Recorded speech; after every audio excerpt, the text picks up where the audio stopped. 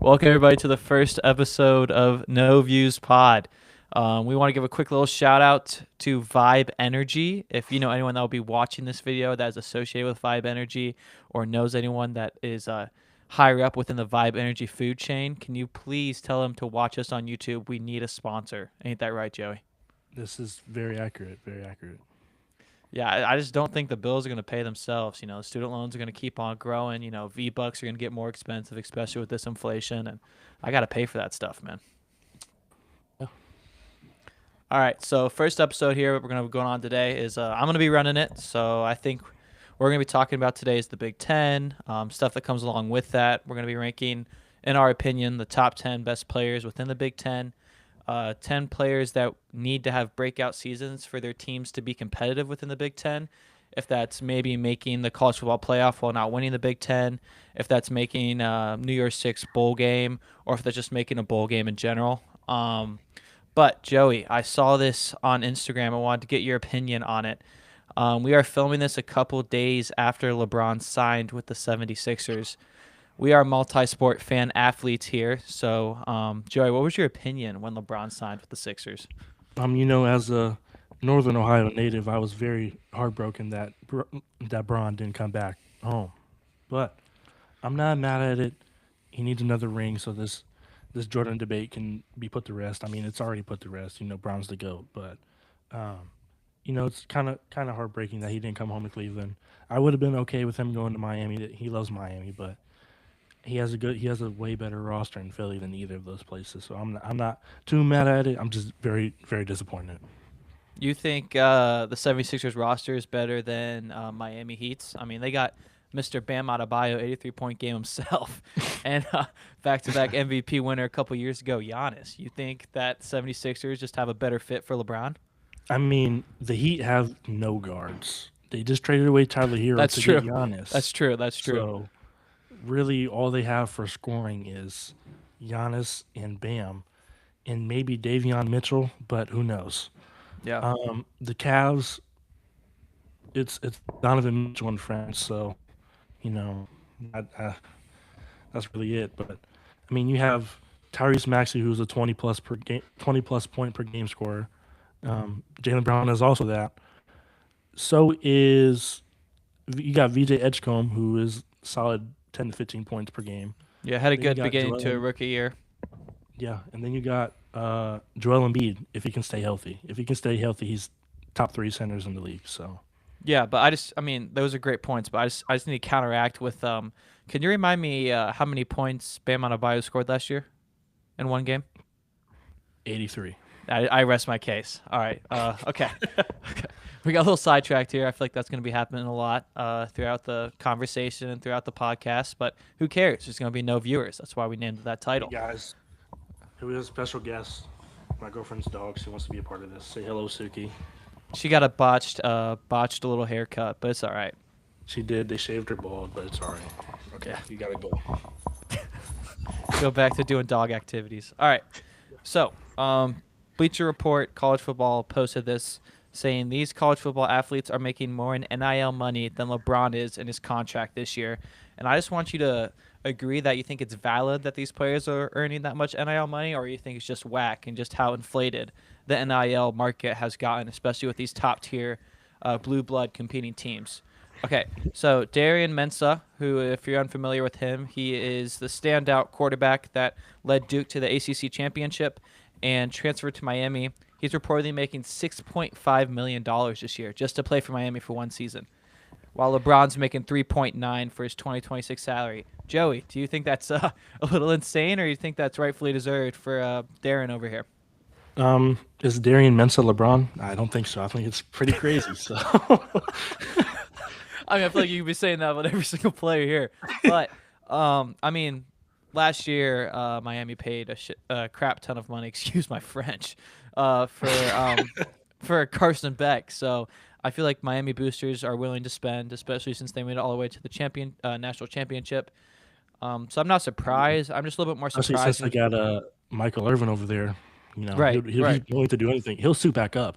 He will. I've read about those cowboy Coke House parties back in the day. So you see him on the sidelines, dude. He's still got it. He's ready to run through a brick wall. Him and Ray He Lewis. is. All right, He might be on some drugs, but it's all fair in love and war, you know. All right, next player was Dante Moore. He's expected to make $5 million this year, which I think I think he should low key be making more money than Darren Mensah. Or do you think that's not a crazy take? I feel like Dante Moore. He's a very good quarterback. He has very good control over Oregon's offense, distributes the ball very well, but I do think he should be making more than Darian Mensah. He's proved himself more than Darian Mensah. So. Yes, yes. I mean, Dante Moore, I mean, granted, he played against James Madison, and hey, James Madison was right going into the game saying Oregon's highlights were the slowest players they've ever seen in their lives. So, but, I mean, Dante Moore not carried Oregon, but brought Oregon to the playoffs, won a home playoff game. Granted, they did end up losing to Indiana, but, I mean, Indiana was national champions, so I feel like that's something to They leave were your hat on. unstoppable, basically. So. Yeah. Well, Darian Mensah led like a 7-5 team to win the ACC for Duke when Miami was That's out. also pretty impressive, but I mean, but come on, man. Are you who's in serious? the ACC really? Let's be honest. Dabo Sweeney, like he's cooked, bro. He doesn't like to sign anyone from the NIL No. portal. He's Unk. He needs to retire, move to D3. Otterbein needs a head coach. Hire him. If we do need a head coach, Dabo, if listening, we got some good money for you. They'll pay you in dollar bills and liberal arts degrees. Okay. The next person we got is Jeremiah Smith, who's making $5 million a year. Personally, as someone, we both have grown up in Columbus. I know you're a Michigan fan, but I feel like that $5 million is rightfully deserved. Yeah, honestly, I think Jeremiah Smith deserves like upwards of $8 million for how much he's done for Ohio State. Arguably Agreed, yeah. arguably the best Ohio State receiver In that history. has ever been. Yeah, And so Ohio State is a pipeline for wide receivers, especially since when Brian Hartline took over as wide receiver coach, former player for the Buckeyes back in the day. But yeah, and then I mean Jeremiah Smith's going to break the records for all time receiving everything for OSU this year. If he doesn't break the records by like week 5, I'll be disappointed. Yeah, I mean OSU's schedule is kind of difficult, but come on, it's Jeremiah Smith. We'll get into Jeremiah Smith and our opinion on him soon, actually. But then the next player at $5 million is Trinidad Chambliss. $5 million. Former Ferris State national champion quarterback after 1 year, transferring to Ole Miss last year. Division II ball. Shout out Division II ball, baby. Got recruited by Ashland. We were both on the official visit. They didn't slide us the O, though. But yeah, go ahead. Darian Mensah, or not Darian Mensah, Trinidad Chambliss, he $5 million is a bit extreme, especially after all that he went through with the NCAA and court orders and stuff. Yeah, to get an extra year. To get back to be able to play.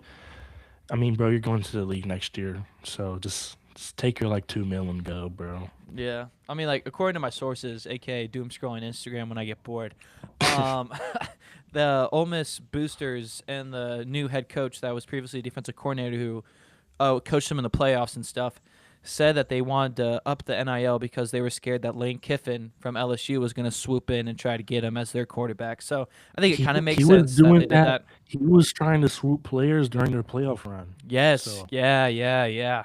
I mean, it's LSU, bro. They're all shady. Yeah. Okay, and then speaking of LSU, Sam Levitt, former Arizona State quarterback, is $4.5 million. I think that's insane, personally. That is insane. Sam Levitt. Sorry, Sam Levitt. You're not that good, bud. No, he's not.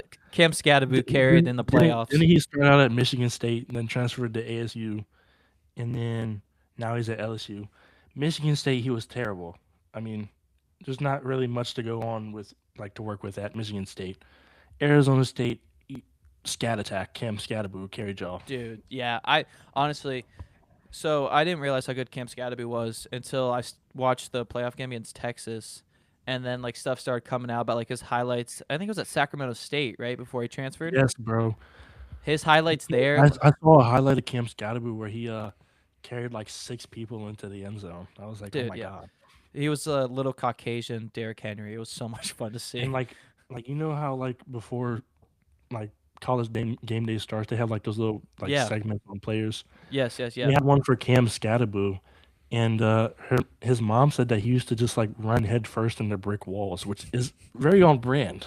Yeah. So Yeah. There was a clip of him actually at Sacramento State. I was gonna piggyback off of that, where he has his shoulder pads on, and him and the boys are walking out, and everyone's like in the line, like getting ready to walk out because they're about to introduce the team, and they pan his cam, and he's literally have like it's right here, just slamming his helmet into the wall, getting his neck ready. I was like, that guy's an athlete. Okay. Okay.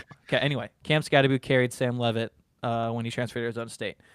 All right. Josh Hoover, who I think is going to be someone we're going to talk about this episode, he is estimated 4 million, so just 100K more than LeBron. Former TCU quarterback. I'm being honest, TCU they kind of fell off after making it to the championship and getting absolutely mollywopped by demolished. Georgia. They shouldn't have even beat Michigan. That was just a bad game. Yeah, shout out 9, bro, alter ego, low key. But I watched Josh Hoover's first game last year against North Carolina, like when game day was there, and they were hyping up Bill Belichick as much as his 29-year-old girlfriend. But after that, I low-key didn't watch TCU. But I mean, it's the Big 12. Do you blame me? No, like Come on. Josh Hoover's very turnover prone, so making more than LeBron being turnover prone is kind of crazy. Yeah, it's literally LeBron, bro. All right, and then Demond, excuse my French. Yes, yes. He's making 4 million as well. I actually like Damon Williams. I think he's a very elusive quarterback. He reminds me of Kyler Murray a little bit, but I think that's deserved for what he did with a mediocre Washington team last year. So I mean, yeah, I think that's fair. Especially, I would say after DeBoer left for Alabama, I feel like having a stable quarterback as well, especially now since they're in the Big Ten and mhm. you got rivalries with Oregon and you're trying to compete for titles, like that makes sense. And then the last one is Jordan Seaton, who I'm gonna be honest with you, I have no clue what he is, but he kind of looks like a Dude, tackle from I LSU. is he still at Colorado? No, he transferred to LSU, and I'm not gonna lie, he looks like a dog. Dude, he's terrible, bro. Oh, are you serious? He's terrible, bro. Go back and watch like 2025 Colorado highlights, and you'll see. Bro, that's all I gotta say. You just see him just absolutely playing terrible. Yeah, he's getting fried. I mean, granted, he is the best on Colorado's O line, but that's not saying much. Colorado's O line that year was dog. So Yeah, that's right. That's right. It's like if my grandma had wheels, she would be a bicycle. Like it's like we're just playing imagination land right now. Okay, the meaning of we got all that stuff taken out of the way. All right, meaning of this episode here is we're gonna be diving into the 10 best players that are gonna be returning from the Big Ten, and I think it would be fun if we just go one by one. We explain our case, and then at the end, EA College Sports. Obviously, we're both very big fans of that. Been playing that game. Came out a couple weeks ago. They have their own rankings of the top 10. So I think it'd be fun to go through the rankings that they give in players within the Big Ten and see if we're accurate and see if we agree with these EA College Sports big officials who make a lot more money than we do. hey, I'm here for it. All right, you got no bells going on. It's a Sunday evening. All right. Your first player, who do you think is the best player in the Big Ten? I'm pretty sure this is your best player too, Jeremiah Smith. I mean, no way. I'm absolutely Um, shocked. I mean, 87 catches, uh, almost 1,300 yards, Yeah. 12 touchdowns. That's just a ridiculous stat line. So if you're not double teaming Jeremiah Smith, then he's gonna get the ball. So you know, there's not much else you can say. He's the best player in college football. I don't want to hear any of this Arch Manning stuff anymore. Arch Manning isn't that good. Okay, chat. He's not that good. But No, but like Payne and Eli, bro, and Cooper, bro. dude, I Like the forgot. Manning But like, Passing Academy, bro. Like, come on, be so for real. dude, I forgot. But like, still, Jeremiah Smith is the best player in college football. That's all I gotta say. Yeah, I mean, you kind of said everything I was gonna say. I do think he's the best player in college football. I think he's been the best player in college football for a while now. It just goes more to show the bias and everything because this guy hasn't even won a wide receiver of the year yet. Like, what are we? No, he got What robbed are of we the doing? Biletnikoff last year by Malachi Lemon. So like, what are we And then doing? freshman year too, he got robbed as well. Who won it freshman year? I forget. Some bomb. No, it was the wide. It was the wide receiver from Arizona. That's now in the Panthers. Tate something. Tate Oh, McCliven, whatever. Teratoa McMillan. Okay, God, I butchered he his was name tough so though. bad. Oh yeah, he I was tough. He mean, carried Arizona to a bowl game. I mean, I'm not saying he wasn't tough, but I mean, you got freaking Jeremiah Smith carrying OSU to the Natty. Like, come on now. But something I want to point out, Loki, is I was going through the stats as well, and freshman and sophomore year, he has low key been held down when they've gone against Michigan. I mean, granted, last year OSU has beaten Michigan, but he only had 3 receptions for 40 yards. I mean, their game against Indiana and Miami, which I would argue were probably better defenses. I mean, Miami was ranked the number 1 defense throughout the whole Michigan's season. defense was very mediocre last year. A lot of Yeah, busted coverages, a lot of big right. plays. So like I was shocked finding stats where it was like that's what I said, 3 catches for 40 yards, but like he goes against Miami and he has 7 catches for 157 yards and a touchdown. And then like the year before, Jeremiah Smith, when they lost to Michigan, had 5 receptions for 35 yards and a touchdown. So yeah, he's the best player, but I mean, but gotta do against the big game. I'm sure the Predator Sharon Moore was just like, let's not let Jeremiah Smith let's not let Jeremiah Smith beat us. So I mean, that's fair.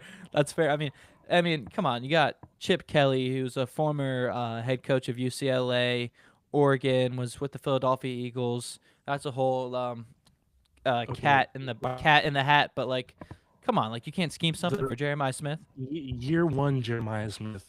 I don't know what was going on with the play callings during the Michigan game. Because why are you trying to out physical Michigan when they have two top 15 D tackles? Right. Like Mason that Graham just was one of them. yeah, Mason Graham and Kenneth Grant. Like, what are we doing? Like none. Will Johnson was out. Our star safety was out. Like no good. It was all backups in the secondary. Like all you have to do is just throw it up. You know what Loki reminded me of? When I was watching that game with some friends, obviously didn't have tickets to go into the stadium. I'm poor, but kind of remind me of the Philadelphia Eagles offense from last year, where it's like Saquon up the middle, Saquon up the middle, AJ Brown deep ball. That's Pretty what much this what it reminded was. me of. That's pretty much what it was that whole game. And then this past season, they actually let Julian Sayin throw the ball against Michigan's defense, and they were torching us. So as I long have as they some keep things. doing that, they're gonna keep winning games. So, I have some things for Julian saying too, but we'll get to him anyway. Jeremiah Smith, consensus number 1. Not shocked there. All right, who do you have at your number 2? my number 2 is Dante Moore. I have Dante Moore as well. That's my number 2. Best player in the Big Ten. Yeah, 3,565 yards, 30 touchdowns, and 10 interceptions. I mean, that's a pretty solid stat line, isn't it?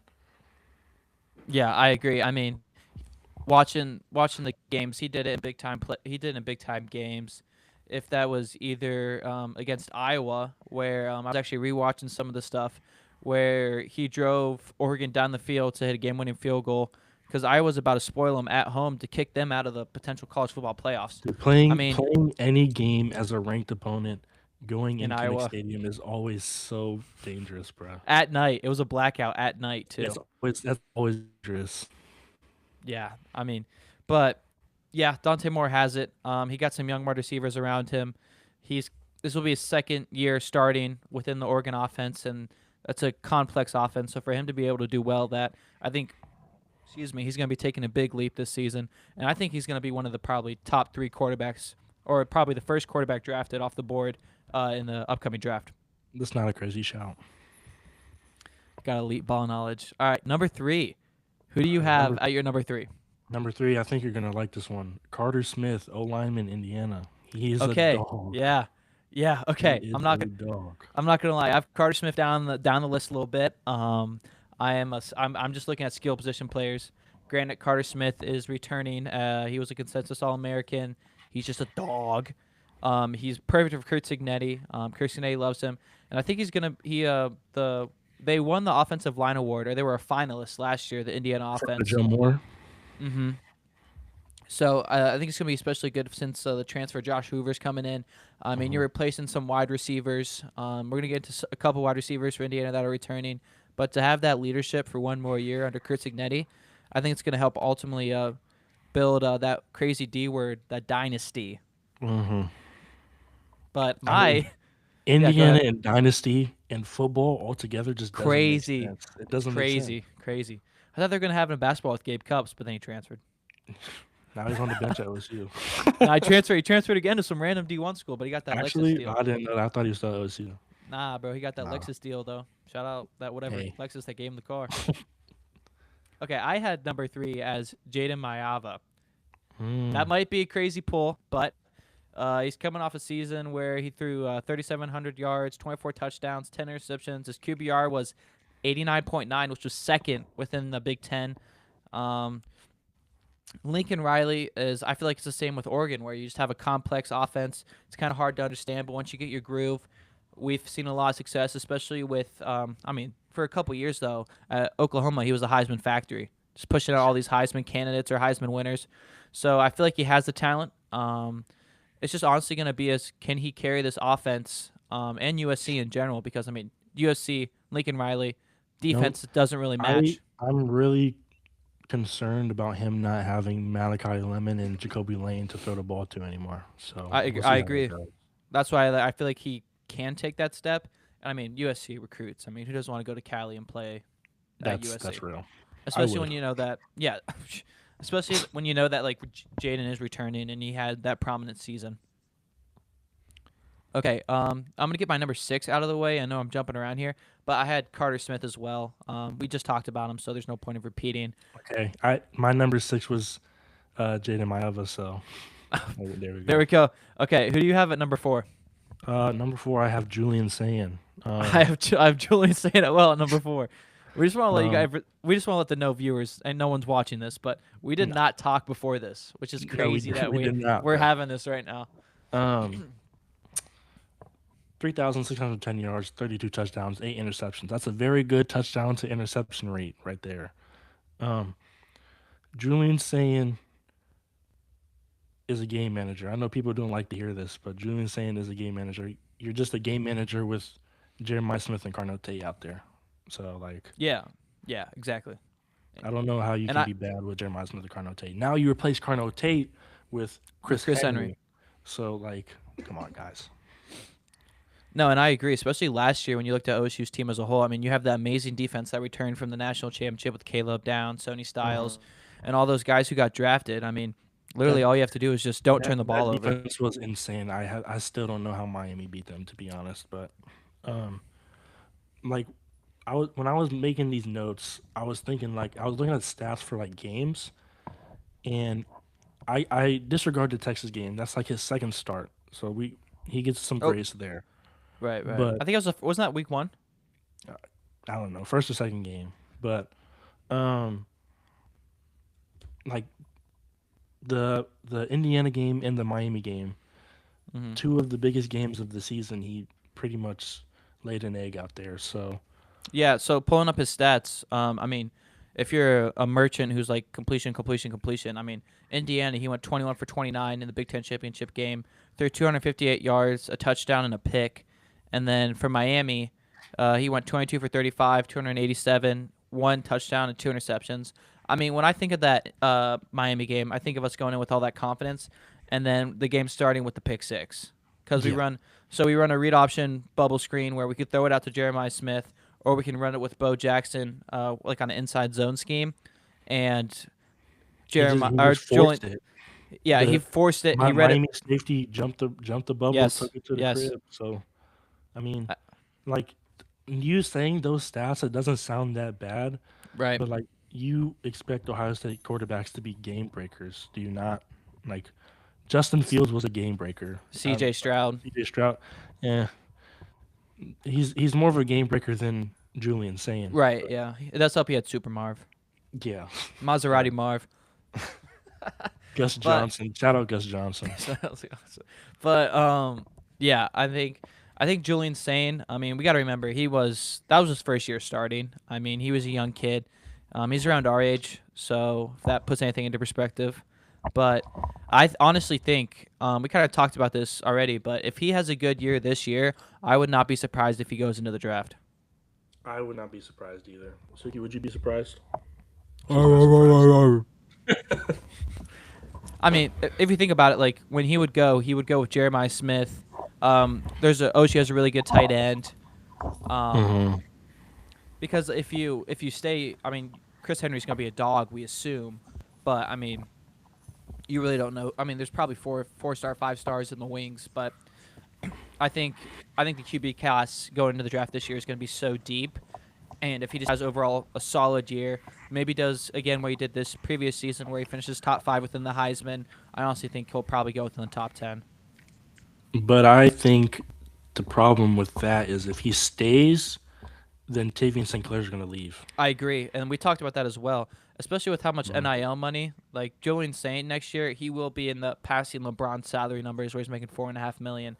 And I mean St. Clair, I mean he was a 5 star. He came from Ohio. He stayed with Ohio State.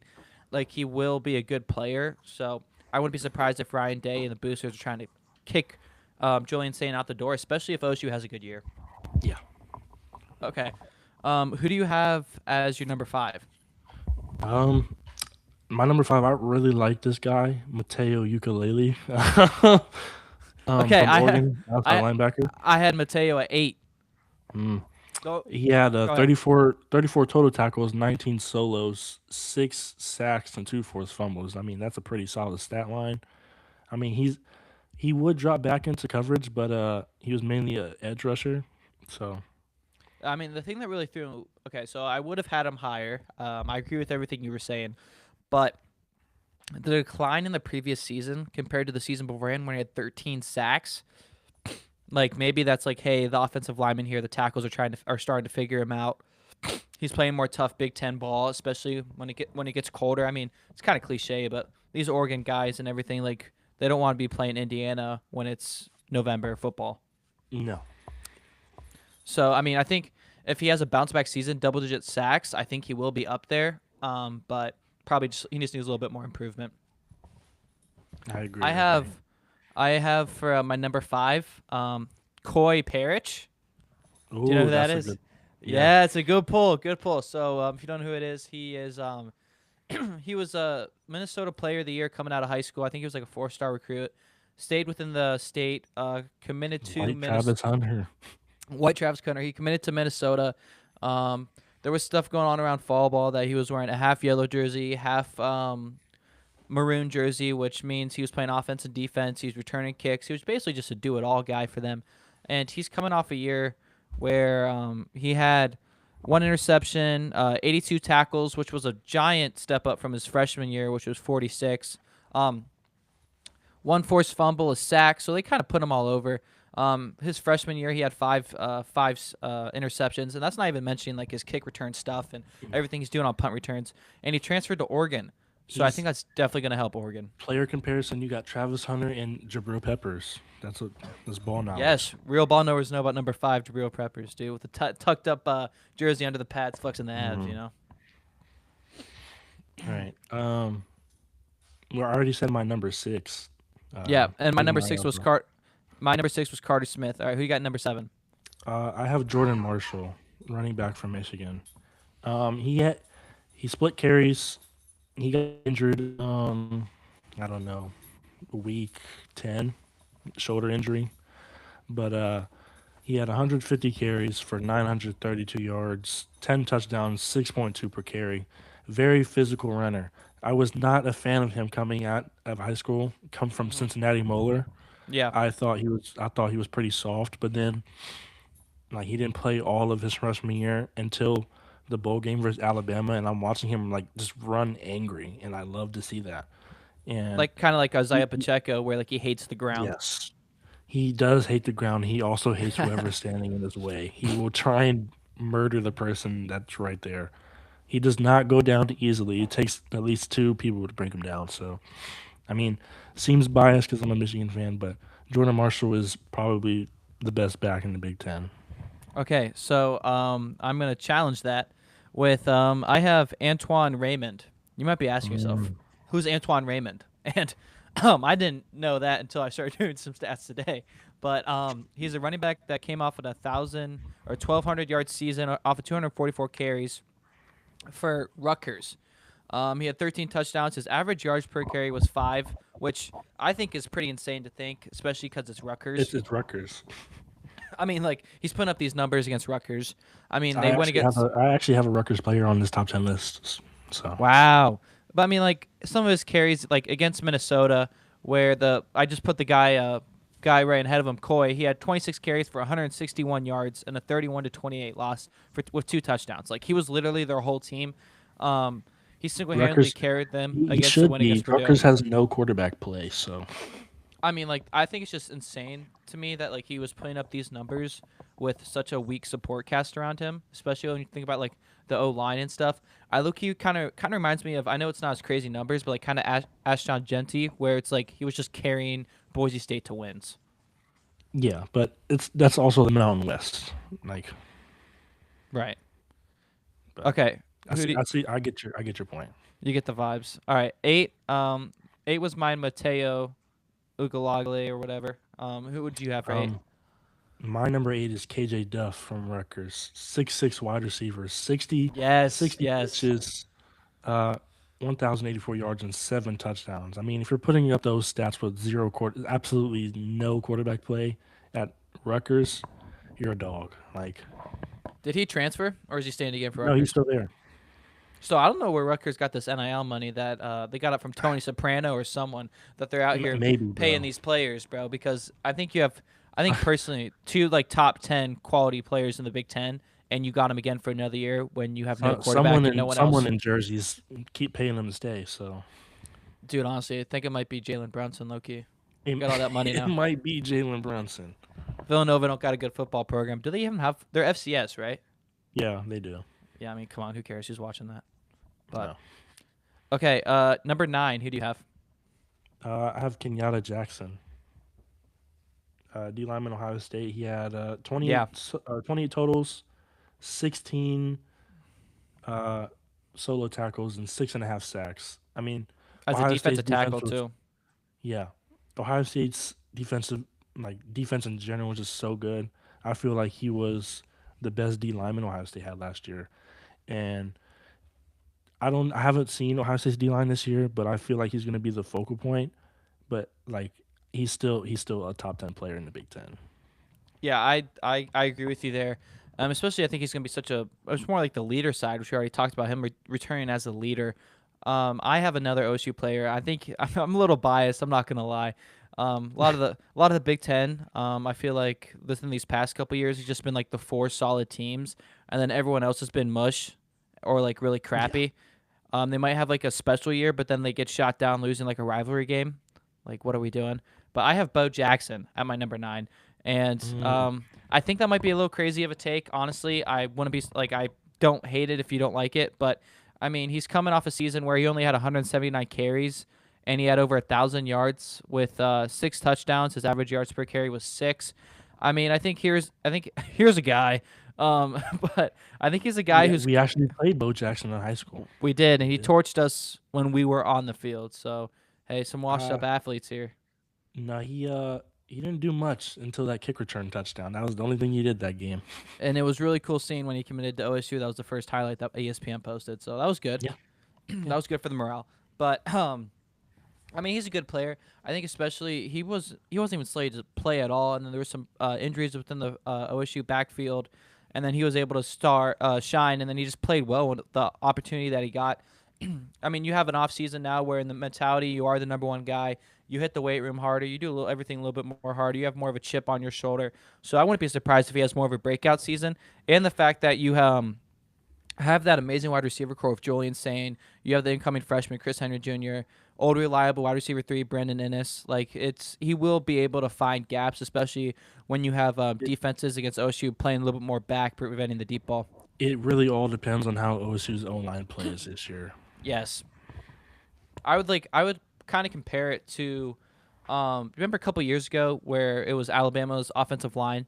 It was like one of Nick Saban's last years, and it was like Alabama can be good. I think it was Jalen Miller was a Yeah, quarterback. Like they yeah. can be good, but it just all relies on Alabama's offensive line. Yeah. And I think that's going to be kind of the same season here. I mean, you get all these weapons, but it's kind of like the Cincinnati Bengals situation where you have Jamar Chase, you have T. Higgins, but if you can't get the ball to these guys, there's no point. I mean, Joe Burrow's back there for 0.2 seconds has already got somebody in his face. So Right. Ayo, pause. Like, we don't want that. All right. Who do you have as your number 10? this might be a shot in the dark, but I like Charlie Becker from Indiana. No way, dude! I have my number 10 too. No way, dude, that is insane. He only played for what, the last third of the season.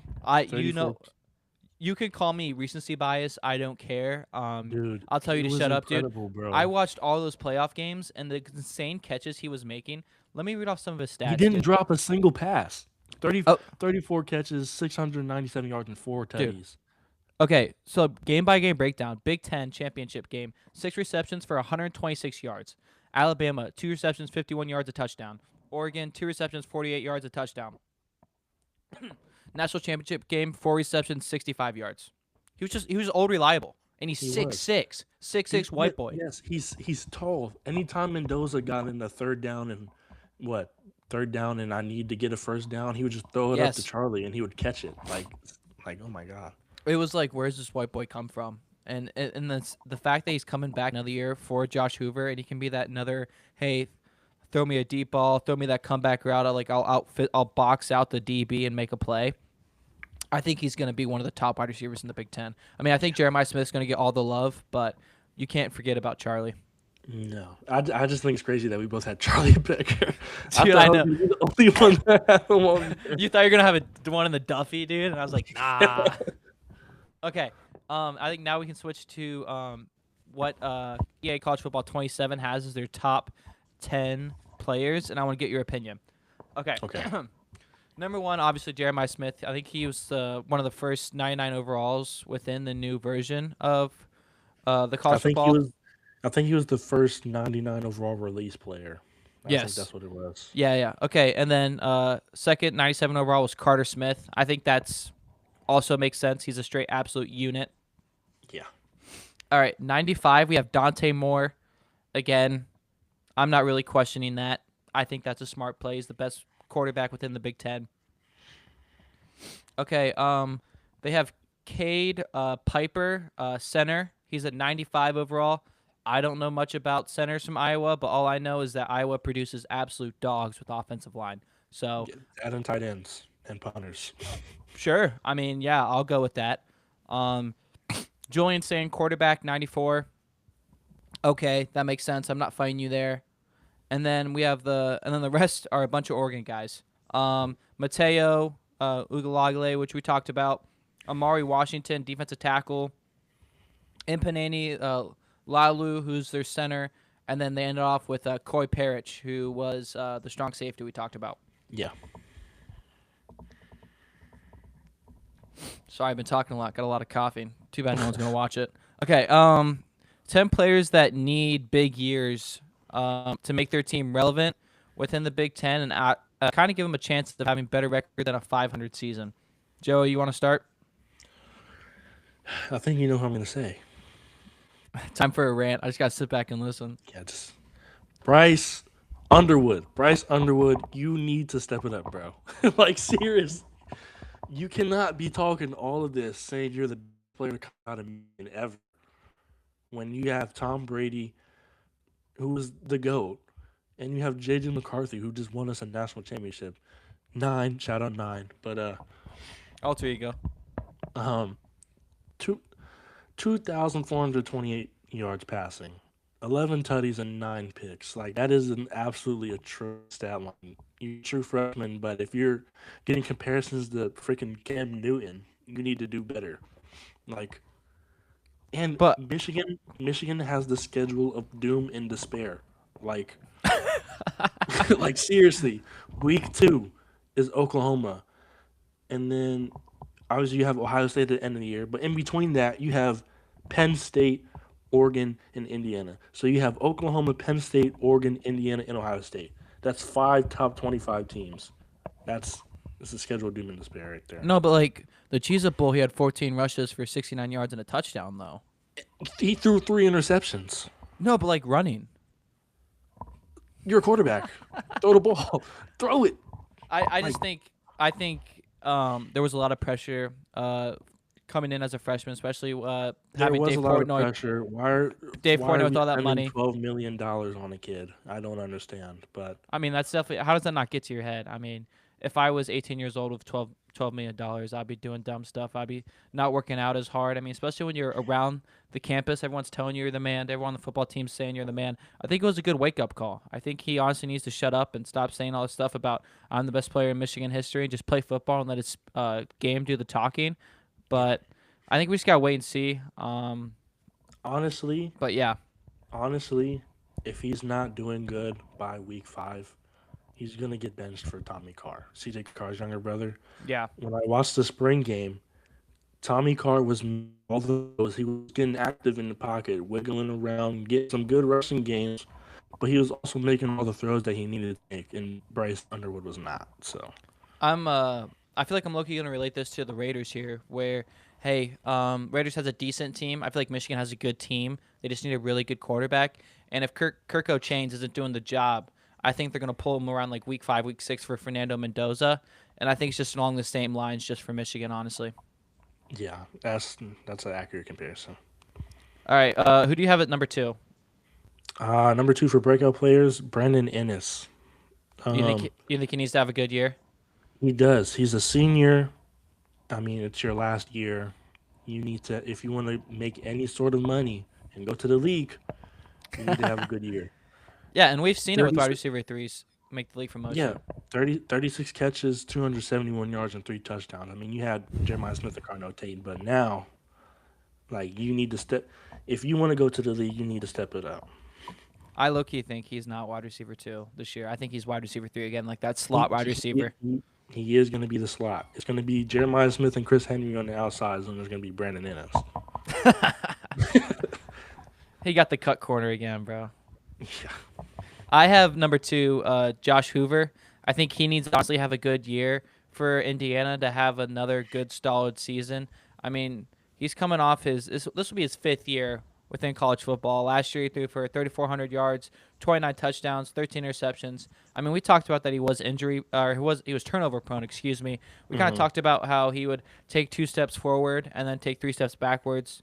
I mean, he's a guy where if he doesn't play well, Kirk Cignetti will be so far up his ass. He'll be using him as a muppet. Yes. So, and then I think that will honestly ruin the morale of the Indiana team and the Indiana faithful. Like I just saw something where, I think it's week 6. OSU's traveling to Indiana, and tickets for Indiana are It's like 1,500. $800. Yeah, Yeah. for hotels. So like the Indiana faithful are starting to get behind the team, and I think they're starting to realize they potentially have a dynasty here with Kurt Cignetti. And Kurt Cignetti's going to be around for a while. He signed a contract where I think it's within the next like 5-6 years. He's guaranteed within the top 5 of whatever college football coaches are making. So I think he's honestly going to be around for a while. And if you want to build a dynasty, you got to have a good quarterback. They stole the quarterback from OU. Cignetti's been doing it through the portal. We saw Mendoza last year. I think Hoover's just gonna have to do it again this year. And I have yeah, Josh Hoover at number 5 on my okay. list. So top 5 for both of us. Yeah, I feel like it'll be a good scheme fit for him. It's a lot Yes. of quick throws, a lot of RPOs, better talent at Indiana than TCU, but Yeah. Yeah. he does need to have a good year. Yeah, I agree, and especially you have Mike Shanahan. He's the returning offensive coordinator. Him and Cignetti work well together, so you know what works well, especially within the Big Ten. Um, but yeah, if Josh needs to lead the ship here, and if he doesn't have the trust from the offensive line and the wide receivers and the rest of the team, I wouldn't be surprised if Indiana takes a bigger step back than what people are anticipating. Yeah, I wouldn't be surprised either. I mean, but also they said the same thing about Mendoza being turnover prone, and look how that turned out. So I think they're like optimistic about how Hoover will turn out, but we'll just have to wait and see. I think the only thing to like battle back against that is that Mendoza was 6'6", 235. Yeah, Like he and had the tangibles, while Josh Hoover's a little bit more smaller of a guy. So like I think he had like a probably over like 10 balls batted down at the line at TCU. So it's kind of like a Baker Mayfield situation, a Kyler Murray, where it's like these players are talented, kind of a little bit of a turnover prone. So if he stays within the system, doesn't try to do a lot of home runs, low-key plays Julian Sandball. I hate to say it, but like just a game manager. Yeah. Okay. What are we at? Number 3. Yeah. Who needs to have a good I have season? Andrew Marsh from wide receiver from Michigan. He is their number one. He didn't play for like half of the season last year, but then once uh, Pedophile Moore decided to give him a chance, he showed out. So if Michigan wants any type of passing game this year, I think he's gonna have to have a big year. I mean, only playing half of the season and having 45 catches, 651 yards, and 4 touchdowns is pretty impressive. Yeah, With zero drops. that's what's important, honestly, especially when you start to get those games where it's deeper in the season for Michigan. It's Big Ten ball. It's cold. Uh, Especially since last year yeah, Michigan's receiving core had the most drops out of anybody in the Big Ten. So it doesn't help also that Bryce Underwood thinks a 5-yard check down needs to be thrown at 90 miles an hour. no, it doesn't. But Got to add a little bit of touch and finesse, he'll learn with age and experience. right? You hope. I But hope. at 3, I have Jaden Mayava. I don't like. It's not players that I think are gonna have a breakout year. It's players that I think need to perform to the best of their abilities for them to have a chance to win the Big Ten title. And I think we kind of already hinted on it, so it won't be that long. But Lincoln Riley and defense don't work well together. It's terrible. It's like sand and water. Just doesn't mix. No. So Jaden Mayava honestly needs to just carry the team. Just kind of like build upon what he had previous season. I think it's going to be hard because again we talked about where his wide receivers are leaving. So if he has a season where it's not as turnover prone, throws more touchdowns, maybe a little bit more mobile with his feet, I think USC might have a chance to not win the Big Ten championship, but maybe make a New Year's Six bowl, maybe like sneak in as like one of the higher seeds for the college football playoffs. I agree with that statement. Now we have number 4. Who's your number 4? Number 4 is Nick Marsh, receiver from Indiana, transferred over from Michigan State. Yes, At yes. Michigan State, he was their only weapon. Aiden Childs was not good, but he was their only bright spot on offense. At Michigan State last season, 59 catches, 662 yards, and 6 touchdowns. I mean, better quarterback play at Indiana, better players, better scheme. I feel like he's gonna have a big year. Yeah, and I feel like it just went. You know how much Kirk Cignetti wants the guy and likes the guy. When that clip went viral when he committed out of the transfer portal, and yeah, he hit him with the rock eyebrow after he scored a touchdown. I think it was like a stop and go where he just like went over. It was zone, just went over the linebackers in front of the safeties and just he just read the zone perfectly, caught a touchdown. I think it was probably the only touchdown of the game. It's Michigan State. Let's Yeah, be so for real. But I think a player that needs to perform well is Mateo Ugalagle. We talked about him. We know he has the talent.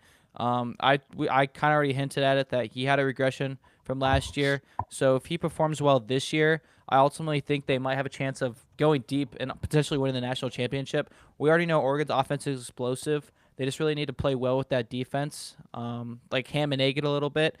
So if they can do that, and if he's the leader of the defense, I think he'll potentially have a chance at Big Ten Defensive Player of the Year, and also first round, maybe early first round pick because he's probably the prominent edge rusher coming out of the draft right now. it's not a crazy shout. I agree with that take.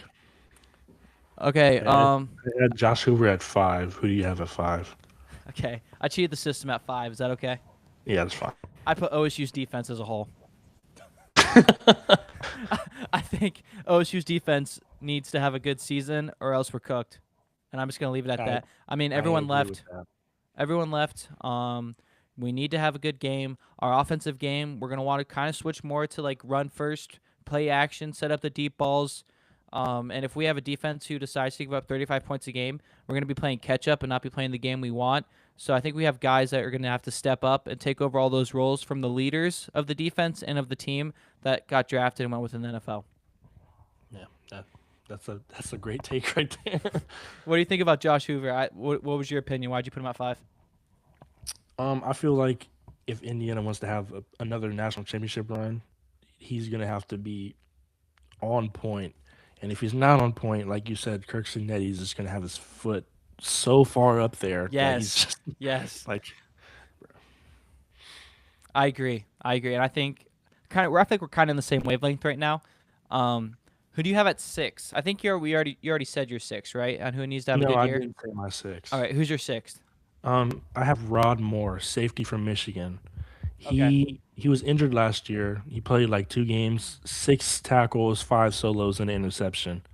Um, but his best year, 2022, 71 total, 48 solos, 4 interceptions, and half a sack as a true sophomore. So he's a dog, but this is like year number 6 for him. He's been injured for 2 years Yeah. now. He if he wants to go to the league, he's got to play good, He's and got yeah. it Go ahead. it'll also be a boost for Michigan secondary play because as of right now, you have Jair Hill and Smith Snowden to transfer from Utah, but then you have Zeke Berry, who's eh. So if they have safety play along with Jair Hill and Smith Snowden, then I think they'll be all right. Yeah, I piggyback off of that where I feel like it's like a Julian Fleming situation. He was a wide receiver from Ohio State a couple years ago. Ultimately transferred to Penn State last year. Kind of did nothing. Where it's like he was in OSU's system for 5 years. He would have chances of being successful and just get injured. So I think as like a leader for Michigan, especially, that's kind of what they need right now. Because I'm being honest with you, I don't think Bryce Underwood's going to be the best leader right now in his current state. So I think you Yeah, kind of need more of like other players to step up and take that role, and he's definitely going to be one of them. that this is true. I think for my number 6, I have Charlie Becker. We already talked about him at number 10. I mean, we basically almost jumped out of our seats. But I honestly think he's going to be Josh Hoover's number one weapon and go-to wide receiver. He's going to be a guy that's going to be making those deep balls, making those plays, making those crazy catches where it's like, we kind of already talked about it, like, who's my safety blanket? Who do I need? I'm going to go to him. It was kind of a situation a couple years ago with Hooker at the quarterback at Tennessee, where I forget the guy's name, but it was against Alabama, and he just put up insane numbers. Randy Jalen Moss, Hyatt, yes, he put up just Randy Moss numbers, where it was like, I'm going to him no matter what. I trust him. He's making plays, and I think especially if Charlie Becker wants to build off of his crazy end of the season last year, he's gonna have to be the guy for the Indiana wide receiver room. I I agree, but I don't necessarily think he has to be the guy because he has Nick Marsh. But hmm I think he's going to be the number one option. What? So do you think Charlie Becker is gonna be more of like let me just say like a Jeremiah Smith, like Jeremiah Smith deep ball, and like Charlie Becker's the deep ball guy, while the Michigan Charlie State Becker transfer is is the route Charlie runner. Becker's the deep ball guy and the go-to third down guy. Nick Marsh is more like underneath medium routes. Give him the ball and he'll make a play happen. Like that's what I'm thinking. He'll turn like a he'll turn like a RPO from like a 4 yard slant to a 40 yard gain. Yeah. Okay. Okay. So then at number 7, who do you have? I have Bo Jackson at number 7. Okay. Okay. I have Bo Jackson at my number 9. So Yeah, go ahead. since Bo Jackson's going to be the number one back at OSU, I mean, who else do they have at running back? I don't know OSU's roster like that. I mean, I don't know either. I know it's gonna be Bo and friends. I assume there's some transfers, some guys who have stayed in the wing, but it's literally just gonna be Bo Jackson. yeah. So He earned the role last year. I mean, Ohio State is what dare I say a running back factory also. So like you gotta have guys like Ezekiel Elliott and J.K. Dobbins and shout out Mike Weber. He was a dog. Mike Weber was a dog, dude. um, then you got my uncle Archie. Um, like those guys were amazing. So I mean, to live Travion up Henderson, Quishon Travion Junkins. Henderson, Quinshon Judkins, I almost forgot about them. But I mean, your name Bo Lamar Jackson, you got to do something, dude. You gotta be decent at least. My next two guys are gonna be incoming true freshmen, but I think they do have to make strides for the team and be big parts of the team immediately. And my number 7, you'll like this, is Savion Hitter. Dude, I had like honorable mentions. I Yeah, love Savion Hitter, bro. He looks like an absolute unit. dude, he looks like a dog. Like if I watched the spring game. I mean, granted, it's a spring game. They're not trying to kill each other out there, but like he's bouncing off of tackles. He looks like a top 10 back. And I honestly think Michigan was at their best when they had the one-two Two punch backs, combo. two And I think backs, I thunder and think lightning. yes, and I think that's kind of what they're going to have to need this year.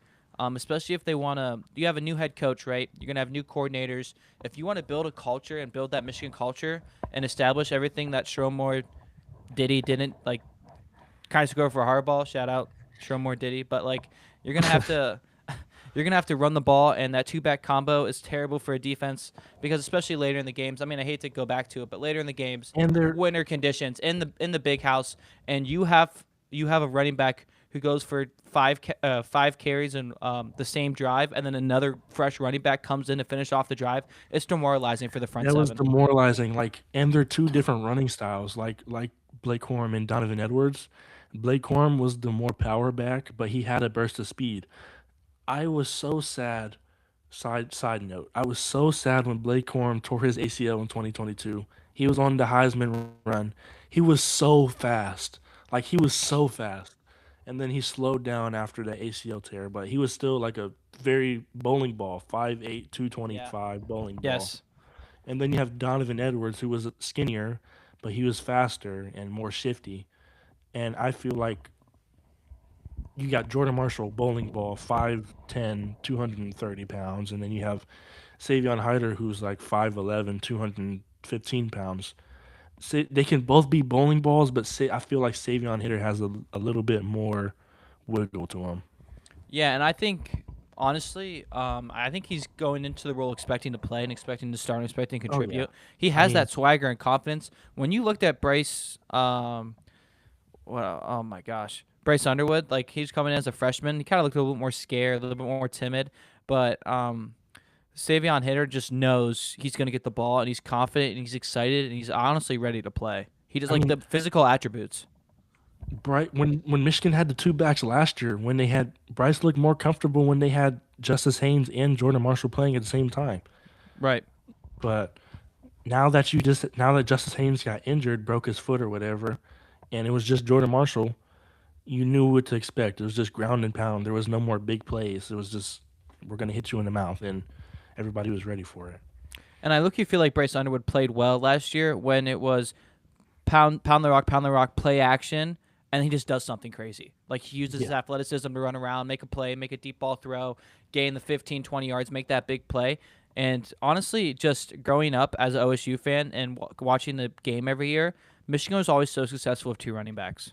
Yes. I also think sidetrack back to Bryce Underwood. Um, there was no quarterback coach last year. Michigan did not have a designated quarterback coach for Oh, Bryce wait, Underwood. are you serious? I did not know that. I'm being so for real. There was no quarterback coach at Michigan last year. So now that they have a quarterback coach now, I feel like he's gonna take a big step forward. I read somewhere like right after football season ended that Michigan was trying to get Tom Brady to work out with Bryce Underwood. I don't know if that actually happened, but I hope so because that would be great. I'm not gonna lie, he's has all his eggs in the Raiders basket right now. Yeah. Yeah, and then if it's not that, he's trying to fight Logan Paul at Fanatics Fest. So That was so he's got other stuff worrying about right now. that was so funny, dude. Dude, just on impulsive, just like I'll fight you right now, dude. Look at my watch, dude. Look at my watch. Like whatever. Okay, so and then I'm gonna go back to back. I have number 8, the Chris Henry Jr. I feel like he has to have a good year for the OSU wide receiver room. I feel like we all obviously know Jeremiah Smith's gonna be number 1. He's gonna get doubled. He's gonna get most of like even if he's not doubled, he's gonna have a corner and then the safety hanging over him a little bit. So There's always gonna be two on Jeremiah Smith.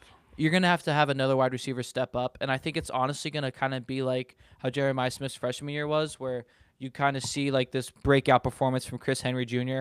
He doesn't have to put up the same numbers as Jeremiah Smith freshman year, but he just has to be another solid option for the game manager Julian Sane. I agree with that. Chris Henry, I feel like he's going to be a dog. You cannot be Yeah, dude. 6'6" and be that fast and have that athletic ability and not be a dog. Dude, his dad played wide receiver at the same time Pat McAfee was at West Virginia, and that's Yeah. why he committed on the Pat McAfee show. But I guess like Pat would talk to Chris Henry, like the dad, and he was like, "Oh yeah, Chris Henry Jr. Like he can go play basketball. And he's like probably top 100 nationally ranked. Would go play somewhere D1. Like that's how much of a freak Dude, that's athlete this that's guy is. insane. That's insane. Like he almost like his dad almost convinced him to give up football for basketball, but he stuck with football. Like he gave him the option to like he wasn't forcing him to play football. I mean, if you have the choice, that you're the one, bro. Yeah, dude. And like he's just gonna I mean it's a wide receiver factory. I know Brian Hartline left, but there's still gonna be a I factory. There's mean, still gonna be dogs Ohio there. State receivers, Ohio State throwing the ball, money, people are gonna go there. Right, exactly. And I mean, I think he honestly needs to step up because there's no depth behind those three wide receivers. No, there's really not. The depth transferred. What was his name? Quincy Porter. The two 5 stars transferred. Yeah, we talked Quincy about Porter that. and who was the other dude? You mentioned him. I forget. I don't know. That's But how important he is. they're two backup 5 stars transferred. Yeah, So where'd they go to? I think Quincy Porter went to Indiana, and I don't know where the other one went. But yeah, I mean, I think it's also but those three players need to perform. Especially, let's say for example, like Brendan Innes goes down or Jeremiah Smith goes down for one game. You're gonna need him to be the guy, and especially if Bo Jackson, we hope he takes that step. But if he doesn't take that step, you're gonna have to rely more on the passing game, and you're gonna need him to perform. They Maybe just have be to like go get Robert Lathan. Shout out Robert Lathan. I think you're gonna have to. I think he's gonna have to be close to 1,000-yard receiving season. Yeah, I agree. I agree. Who do you have at your number 8? I have Rocco Becht. Transferred over from Iowa State to To Penn State, Penn State, quarterback. right? I'm not sure if he was. I don't remember if he was injured last season at some point. No. Okay, He so just his didn't stat play line well. was just terrible. Uh, Yeah. 2,584 yards, 16 touchdowns, and 9 interceptions. I mean, he had a good year when Iowa State went to the Big 12 championship where they lost to Scat Pack and them. But Scat Pack and friends. but I feel like if Penn State wants to make a bowl game, he's gonna have to play decent. Not like, especially because there's no more James Franklin. Like, I know, but how are they gonna lose all the close games now? this is real. I honestly think it's crazy that Penn State became Iowa State and friends. Yes, they got Chris Just Hansen, everybody- the everybody- running back from Iowa State went over there. Everyone just like, transferred, yeah, it was. I don't get it. and it wasn't even like Iowa State competed well in their division too. No, they were preseason ranked like number 10, and then like Fell off the pooped face in of the earth. first. It was Yeah. like it was low key like Kansas State last year, where Kansas State was ranked within like the top 15. You lose your Dude, I week actually 0 have game in really high Ireland. hopes for Kansas State, and then they This disappointed year? me. Oh, last year? No, last year. Yeah. Yeah, it was like you go in. What was it, Florida State, right? Because Florida State beat them, and then they turn around and beat Alabama, right? Yeah. Shout out Pretty Tommy sure. Castellanos, dude. Fuck, freaking peaked in 2 weeks and called it a season. Florida State beat Alabama, was like 5-0, then lost to Virginia, who was surprisingly good last year, and then fell off Right. the face of the earth. Dude, that was hilarious.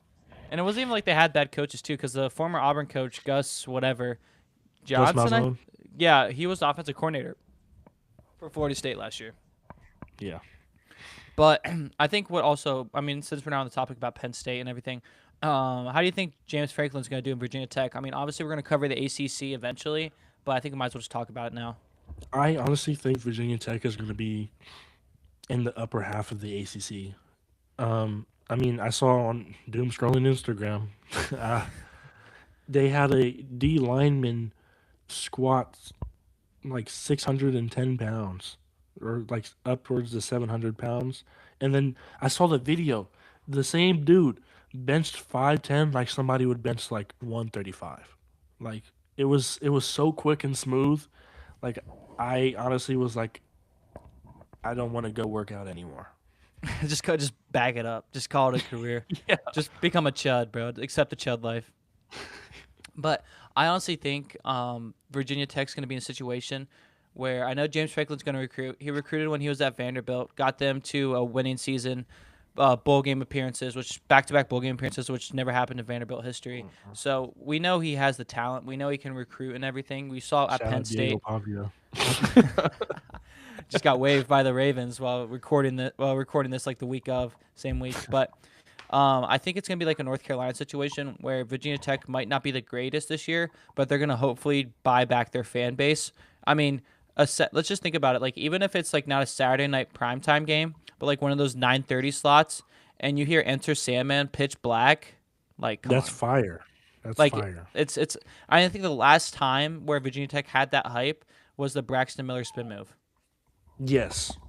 Yes. That was like anytime Virginia Tech is good, it's always great. Right. So I think it's just honestly like if he can just be there within 3 years, I think Virginia Tech will compete in the ACC because we kind of I mean we will talk about it eventually once we Clemson's get to on the the episode. downfall. ACC Florida is so State's not easy, good. It's really just Miami and Louisville, to be honest. and if Miami just keeps doing dumb losses, I mean I think you honestly and Louisville's not is definitely beatable. I mean they have the Lincoln guy from OSU that transferred, but like Lincoln Keynote, and they have how Isaac good is Brown he? too. Like how good is he gonna be? We don't know. I don't know. We don't know. Okay. Who do you have at number 9? My 9 was Bo Jackson, but we already I talked about him. have I have Damon Williams, quarterback from Washington. Washington. Okay. I'm gonna be honest here. I didn't watch a lot of Washington tape. Didn't look at a lot of Washington stats. Educate me. Who is this guy? Okay, Damon Williams is like 5'10". He's like 5'10", 175. If soaking wet. Um, he he has the elusiveness of Kyler Murray.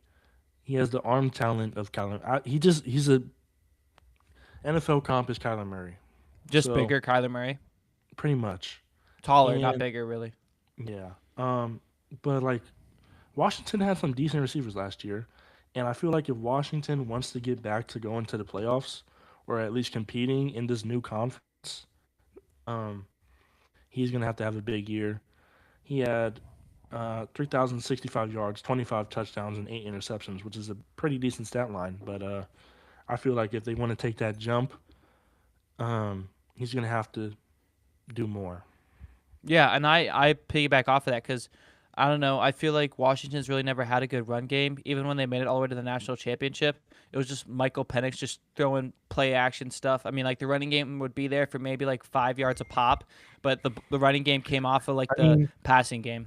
last year Washington had Jonah Coleman, and he was a dog. But in the big games, then he was just shut down, and it was really Right, just Damon Williams throwing the ball up to Denzel Boston, and right. that was really it. Right, exactly. And I think it's just where you get to that sweet spot where you would have him be able to throw the wide receivers, even if it's not big completions. You're pushing the linebackers out of the box, and then you have the running backs able to more. It's more even matchup for the O line, because Washington, I assume, doesn't have really the best O line. So when you have more head on head, like heads on heads, 1v1s, it's definitely easier for the running back to find that lane.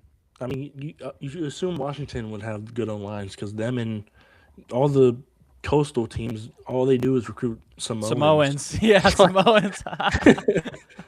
Oh, speaking of But Samoans, all right, this is a random off the topic. I just saw this. Did you see that Hawaii only has 2 quarterbacks on their roster for fall camp?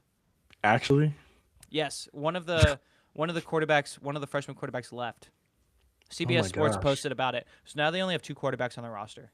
that's So Joey, insane. warm up the arm. You're going to I Hawaii. got you. Hawaii, I'm on the way. Give me some NIL money. You don't even need IM, just like Chick-fil-A once a week, maybe. Do you I mean, justice. I'm living in Hawaii. Just going to Hawaii. I don't need nothing, bro. Yeah. Who cares about the tourist trap and all that stuff and all the bad things that are happening in Just give me Hawaii? some females. I'll be all right. As long as they say aloha over and over again, you got my attention. Yes, yes, All right. pretty accurate. Number 10. Who do you have at number 10? Jermaine Matthews. I have Jermaine Matthews at my number 10. 26 total tackles, 20 solos, a fumble recovery, 2 interceptions, 2 PBUs. The stat line doesn't sound bad, but anytime you turn on an OSU tape, he's getting fried repeatedly by anybody. Like, Jermaine Matthews, he's an OSU corner. yes. Is he the one where it's just like, Number 7. Number 7. all right, I'm going to relate this to OSU, or not OSU, Cleveland Browns, where we have Denzel Ward, and then our second corner just gets burned all the time. Dude, That's literally what happened. I don't know anybody on, like, OSU's defense is going to be a big question mark this year, like you said, for Huge the question breakout mark. players. Huge question mark. Like, all you have is Kenyatta Jackson and Devin Sanchez. Dude, I So literally thought. So I literally, when I was doing the research for this, I literally thought I don't know his name. He was he started on the end. He was number 97. I don't know ball, but I was like, uh, he had 12 sacks last year, and I'm like, all right, bet he's coming back. He's gonna be a dog this year. He led the Big Ten in sacks, and he got drafted 6th round. yeah, I was like, we're cooked. We're literally cooked. All we have is one good D tackle. yeah, no. I mean, you got Garrett Stover. Nah, bro. I've seen that guy at Big Bar. I know he's not caring. I know he's up on his body on the line for the program. No.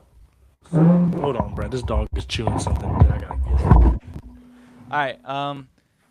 I'll wait for him to get back. But in the meantime, I mean, no one's watching this. We're an hour and 10 minutes in. But going back to the OSU rant, I mean, I'm not really a big OSU fan, but honestly, I feel like they just have to have a good defense. I feel like OSU's been known for their good defense. If that's the AJ Hawk linebacker era, if that's the Malcolm Jenkins strong safety era, if that's the Denzel Ward, other Jeff Chase Okuda, Young. Eli Oh Apple, gosh. Nick, both Bosa brothers, like they've just been known for having solid D line guys. And I feel like always in the past, it's been all right. Well, we lost a couple guys to the draft, but we retained this guy or we retained that guy. I mean, granted, we have one D tackle. Can we Like can we really talk didn't about how much of retain, a can we talk about how much of a disappointed Jeff Okuda was in the NFL? Like, dude. And it was like you would be so confident in the pressers and like stuff like at the NFL drafts, and I'd be like, all right, this guy's a dog. Like teams are interviewing him, the press is interviewing him, and he's like, some guy asked about like how he is, like his technique, and he goes, "Look me up, bro. I've had no pass interferences." I'm like, dog, and then just or 5 years later, farming. out of the league, just Like, gone. come on, bro. Another thing, I've been seeing this. I want your opinion on this. I know we're kind of jumping around. I just want to tell you about my top 10 real quick. So let me tell you 10, and then I'll give you the fact that I saw on the internet. My number 10 was whoever Iowa's QB is. I was going to put their punter, but then I was like, I'm just going to put their quarterback. Because Iowa, the past couple of years, have always had close games, especially when they're home, especially later in the season. But their offense has always sucked. And I think it's sucked since I was born, and I was born in 2005. Yeah. So, I mean, I they was born tried. in '06, and it's the same. They tried last year with the Mike guy from North Dakota State who had all the stats. He sucked. So honestly, I think the quarterbacks are going to suck again this year. But it's like you need to find someone who is good enough to push the ball down the field. I was staple of Iowa. Run the football, good tight ends, good defense, and punting. That's Iowa football for you in a nutshell. But like, You can't if do you that in the just Big 2-6. no, No. I mean, I'm the same guy where I mean, you could testify in high school. We just did two tight ends and halfback sweeps and just halfback inside zones and everything. But like that's not working, especially D1 Big Ten. I mean, you might have the chance where it's like, hey, we almost beat Oregon last year, but who wants that in Iowa? Like you want to compete for Big Ten championships. You want to have good regular season records. And I'm being honest with you, they're not going to fire their head coach. no, they're not.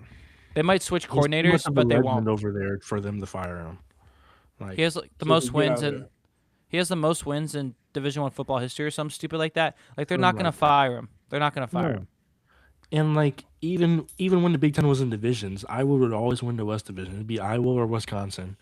And I mean, this was before NIL, but even after when did NIL come around? Like 2021, 22? 2021, yeah, 22. Yeah. Like 2021 was like 2021 and 2023. 2 out of the 3 years they made the um Big Ten championship, but then they just got blasted by Michigan. Yes. Or it'd be like so. Going back to like how top heavy the Big Ten is, it would so from the Big Ten East, it would either be Michigan, Penn State, Or Ohio State. or Ohio State, and then from the West, it was whoever wanted to be above 500 that year. Yeah, like like like Ohio State's Big Ten chips, they're all against fucking Wisconsin. Freaking my fault. Pardon my French, but like they're playing Wisconsin, and all they had was Jonathan Taylor. That's like, Yeah, and and then yeah, and then when Michigan went on that three-peat, they were playing Iowa, who had nobody, and then they played Purdue. They played Iowa twice, and they played Purdue. Like, like the West was zero comp, and now that it's all just one big like one big conference, no Yeah, divisions, you really was the top of the conference and who is there. and it's like if Iowa wants to compete, they're honestly, they're gonna have to fire their coach. Unless Yeah. if you're Or he's gonna unless have to retire. They're gonna like have to force him to retire or something. because unless if you're Iowa fan and you're content with a 7-5 season and a bowl game around Christmas time every year, you're you're not gonna get anything. Maybe like an I upset mean, here and there. they did smack Vanderbilt and Diego Pavia. Okay, dude. If you want to get into that, I can happily get into Diego Pavia because No. I'm not the biggest Diego fan. I mean, I love Vanderbilt. He's terrible, bro. Once we get into the SEC conversation, I'm gonna be so high on Vanderbilt. But yeah. Okay, that was our top tens. I have two more questions for you, but before we get into that, did you see the Marvin Harrison clips?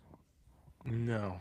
He is like he's not catching any balls. Like he's doing everything, not well, sorry, half ass. He's just half round stuff, and everyone on the internet's going crazy. Like this guy's falling off. Like, do you think Maybe he's gonna just have a good season this sandbagging, year? bro. Maybe he's just sandbagging, bro. He doesn't want the NFL DBs to know he's like that, bro. So then when he goes out to the game, he's just gonna torch them. I, But I, no, yeah. I don't. Who's the Cardinals quarterback? Kyler Murray's on the Vikings. So So you know what the Cardinals quarterback is right now?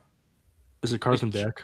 QB battle between Carson Beck and Gardner Minshew because Jacoby Brissett is holding out after leading the team to a 3-13 season. Yeah, like I he's not gonna be good. And their guess who their OC is? Oh. Freaking Nathaniel Hackett. Boys are cooked. Boys are That's all absolutely you need to cooked. say, bro. That's. I mean, he's like. I mean, as an OC, obviously you're not the head coach. Nathaniel Hackett had head coaching experience with Denver. He was the OC when the Packers had Rodgers when he won those back-to-back MVPs. You know, like what you have to say in the press to motivate your players and keep your players positive. Once someone asked about Jeremiah Love, and he just goes, "He's definitely a rookie. He needs to do better." Like he's making too many errors. I think that's something you talk about behind closed doors. I mean, obviously Jeremiah Love can take that. He went to Notre Dame. He was been a star there for a couple years, but like that's not something you probably want to stay in front of the press, especially about your top 5 pick, who's slated to make the most money as a running back in history. No. Like there's no need to say that at all. Rookies are gonna make mistakes. There's no need to out them in front of the press like that. Right. Exactly. But I honestly think Marvin Harrison just got drafted in a bad situation, man. He really did, bro. The Cardinals suck. like I mean, like they're who have you had there at quarterback? Kyler Murray when he's not playing Josh battlefield Rosen. with FaZe. Jo- Josh Rosen for half a season before he started working at UPS. Yeah, like And it's like they're just going to keep dumping stuff off to Tracy McBride because their quarterbacks can't throw the ball past 5 yards. no. They're just a terrible organization. Like ever since Larry Fitzgerald retired and Carson Palmer retired, they've been bad. Yeah. And then you have Patrick Peterson. Dog. He was a dog He for was a Arizona, dog. dude. Yeah, okay, he was a dog. He was a dog. But you had all those guys leave. Like after their peak was, I mean, it was before Their Carson peak Palmer. was like early 2010s. Kurt Warner, James Harrison, pick six, 90 yards in the Super Bowl. Yes. Because a lot of people forget before the toe tap in the corner to win the Super Bowl, Larry Fitz had like a 80-yard touchdown run off a slant where he just outran Yes. everybody. Dude, Larry Fitzgerald, Dog. dog. Like, he never dropped anything, dude. Dude, have you seen like some of his practice highlights that they released from Pitt? No, I haven't. You have to honestly look that up. I mean, everyone who's watching this right now combined rhymed with Tiro, but dude, like he had no gloves, half cut jersey, rolled up pants, and he was just like doing the craziest stuff imaginable on one-on-ones. I was like, this is beautiful to watch. Okay, back to the Big Ten because we're probably just gonna get sidetracked again. Who do you think is gonna be the team of the year? Who do you think is gonna win the Big Ten? Ohio State. I think Ohio State's gonna win the Big Ten. It's either them or Oregon. Is that what you think Question- the title game's gonna be? Yeah, probably. I think the order's gonna go. Give me your Ohio State, top. Let's say top 5. Ohio State, Oregon, Indiana, um, Michigan, and USC. That's my top five. Okay, out of that, who do you think's making the college football playoffs? Ohio State, Oregon, and Indiana. If Michigan goes, if Michigan somehow goes, um, 10-2 or 9-3 with their With those schedule, wins? Yeah. then I feel like they'll sneak in. But I'm I think the three locks are Ohio State, Oregon, and Indiana. I don't mind that shout. I honestly have Oregon winning the Big Ten. That's I not a crazy honestly statement either. I honestly have Oregon as one of my favorites to win the national championship. They just have such a complete roster. They get a lot of guys returning. I mean, they have a head coach who's just an absolute dog. I think it's Dan Lanning, right? Dan Lanning, the man, the myth, the legend. I mean, this guy was jumping in pools with five-star recruits. Dude, Like you love to see that. what But is he's what just is Ryan Day doing? playing tennis, bro. Dude, he's helping RJ with great effort. Gray Schaefer, yes, bro. but but honestly, it's like Oregon has the most complete roster. They have a lot of guys returning. They have young guys who already performed last year, who are just going to dominate again this year. I think they have all the pieces. And they another thing is they went to the portal. They got They guys did. out of the portal, and they got guys who fit their Oh, scheme. speaking of Oregon, I had an honorable mention for a breakout player, DeCorian Yeah. Moore. Yes, the Um, wide receiver, right? Is he number yeah, one? yeah. I almost added him I to my think top 10 list. I think he will be their number one. I'm pretty sure. So he's gonna have to have a big year. I mean, Oregon's receivers are always good, but um, I feel like if they want to take that passing attack to the next level, then he's gonna have to be that guy. All right. And then I have I have Oregon at one, and then I agree with you. It's gonna be Oregon Ohio State, and I think Oregon's gonna get revenge, win the Big Ten championship, and I'm gonna look up their schedule right now, and let's see how, like, let's kind of predict how their schedule's gonna look, and we can do Ohio State's as well, since we both think those are gonna be our Big Ten champs. Okay, All right. so we have Oregon's gonna play Boise State. That's a win. By how much you think? Like 25? Like smash, blowout. They're definitely favored by 30. Lions 30 and a half. Oregon against Oklahoma State, easy win. Yeah. Then they have Portland State, USC, UCLA, Nebraska, Illinois, Northwestern. I think their hardest games of the year are Ohio State and Michigan back-to-back weeks. That is a crazy combo for 2 straight weeks. Where are those games at? You have Oregon's going to be at Ohio State, and then Michigan's at Oregon. Okay, well, Michigan at work shouldn't be that bad. I mean, Michigan's still a good team, solid team, but playing at Ohio State will be very hard. I mean, last time they played at Ohio State, they won, but Right, it um, was the big noon kickoff, and everyone was going crazy. I remember that. they need to get rid of Big Noon Kickoff, dude. That's okay. Well, we can rant about that right after. Okay, so we think Oregon's at least gonna go in undefeated or maybe with one loss. Yeah. Ohio State has an easy schedule too. So honestly, it's just gonna be who wins the Oregon game and Oregon OSU game, and then there's gonna rematch in the Big Ten championship. Yes, and Ohio State might drop the Texas game. It's at Texas, so that'll be a good one. True, true. I'm excited for that. Okay, who do you think is gonna be the Big Ten Player of the Year? Jeremiah Smith. You have Jeremiah Smith. I have Jeremiah Smith. I have Dante Moore. That's not a crazy shout either. So I think either it's just honestly gonna be who I wins the Big just Ten. think it's gonna be like biased because he's gonna break all of the OSU records, so they're just gonna give it to him. I honestly think if Dante Moore has a good season, he's favored. He'll probably win the Heisman, and you can't not give it to a guy who's probably going to be favored to win the Heisman. I think if my only critique for Jeremiah Smith is like he's been the best player in the Big Ten. Why have you not give it to him already? Yeah, like I mean, who won it? It was who was in 25? Hold on, I'm Was looking it up right now. they give it to Dylan Gabriel? Like, bro, Player. Okay, let's talk about the big new kickoff while I look this up.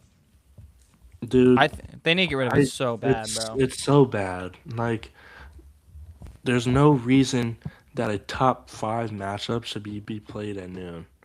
That is a night game only type of matchup.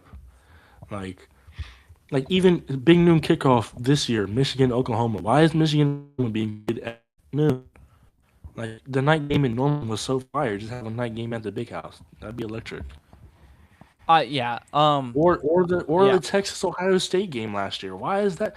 It's the number one and number three team in the nation. Why is this game being played at noon? Have it And at it's 8. and it's the more frustrating thing because Fox has a deal with it's like Fox and CBS has Big Ten games, and ESPN has the SEC games, and it's annoying because SEC fans are like, oh well, it's playing. I mean, this conference just it's just different. Like this conference is just different. You Well, guys I mean, it's haven't won also a when the national championship in 3 years, and anytime you play a Big Ten school, you get clapped. So it's but like, it's just like it's when the time slots of the games are like if you were pushing these Big Ten games back to like 7:30, you know how much more hype this would be. You know how much more yes, public press this would be. But instead, you have a freaking big noon kickoff, and their only response is, "Well, we get a lot of viewership, so why do we kick it off?" Because it's top five teams. Who wouldn't want to watch yes, that? like, but then you have freaking Vanderbilt and South Carolina at the 8:30 slot. What are we doing?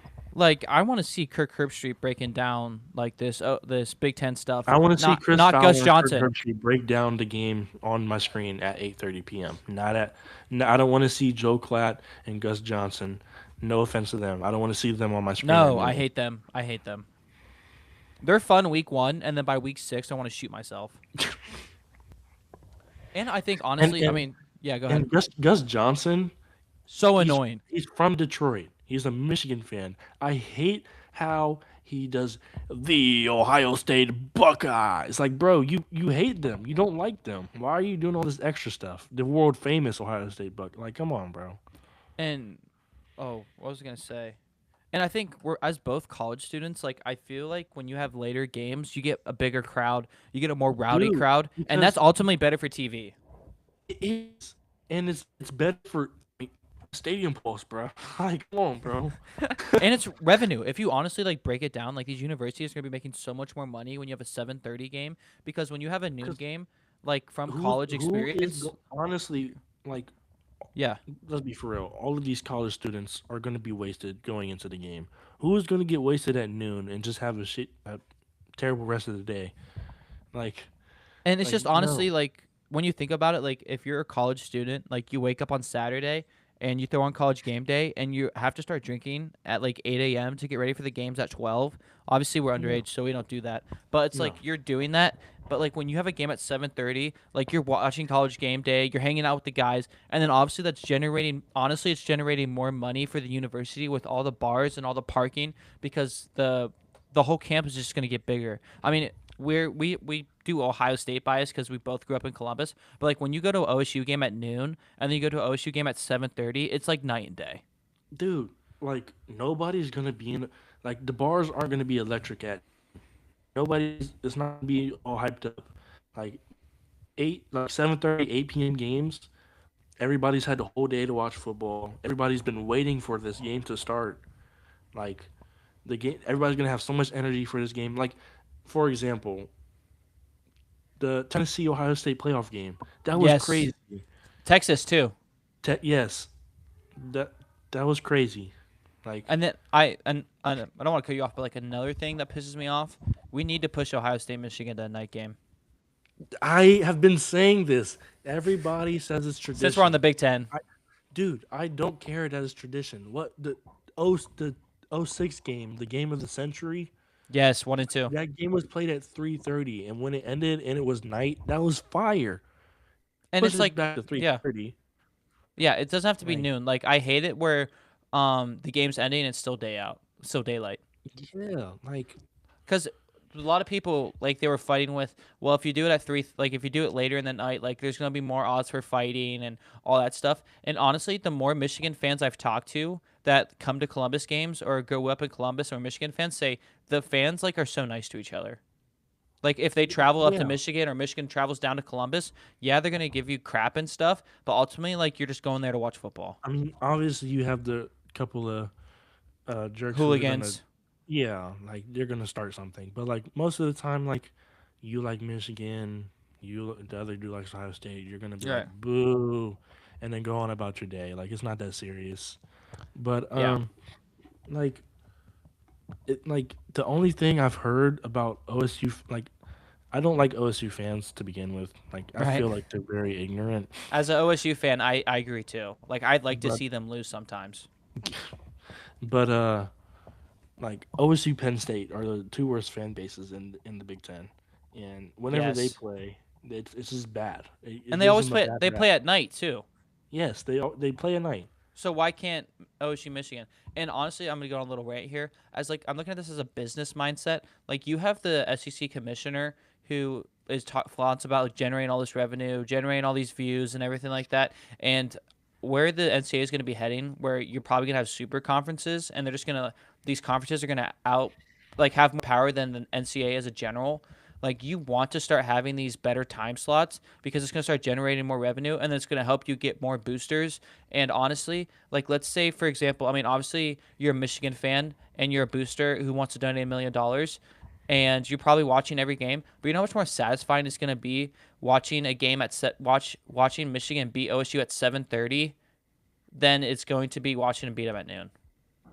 Yes, night games are just so much better than after like early morning afternoon games. Like 3:30 is kind of like an in between spot. I don't mind the If it's a 30 good games. game, if it's a good game, I Yeah, don't mind it.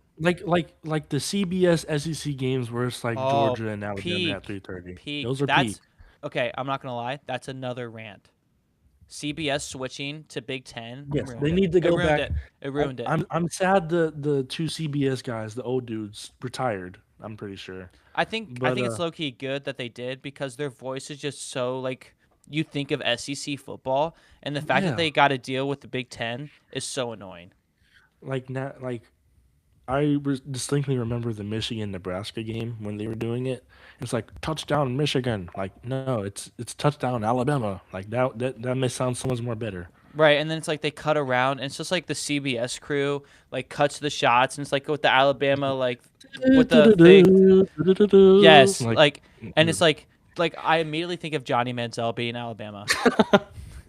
Johnny football. Hey, but like, excuse me, like let's say like if you're so like butthurt about like, hey, Fox needs to broadcast these games, do it at 7:30.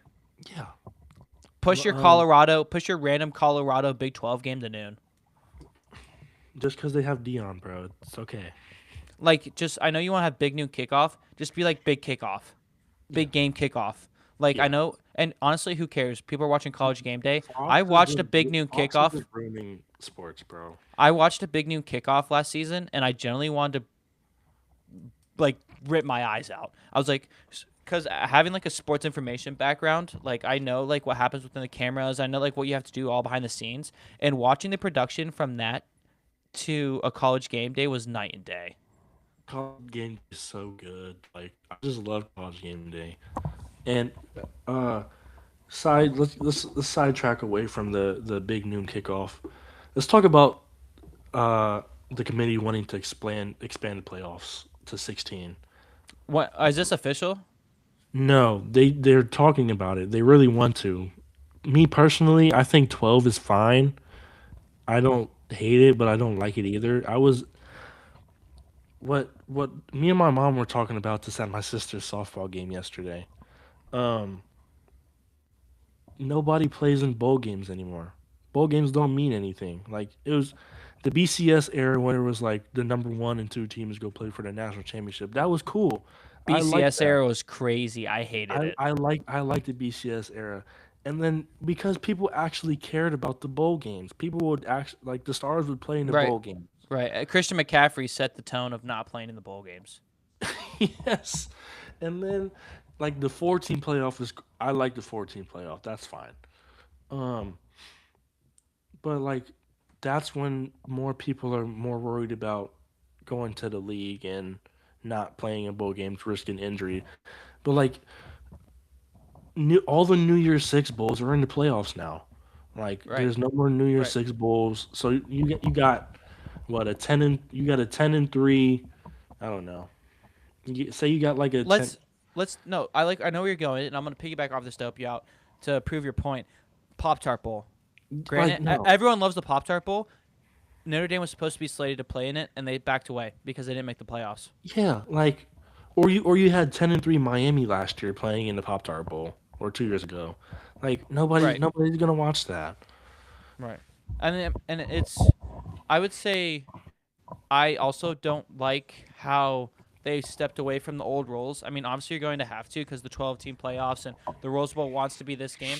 But just seeing like I know Pac-10, Pac-12 is not real like not a Pac-12 conference, after dark, bro. That was peak.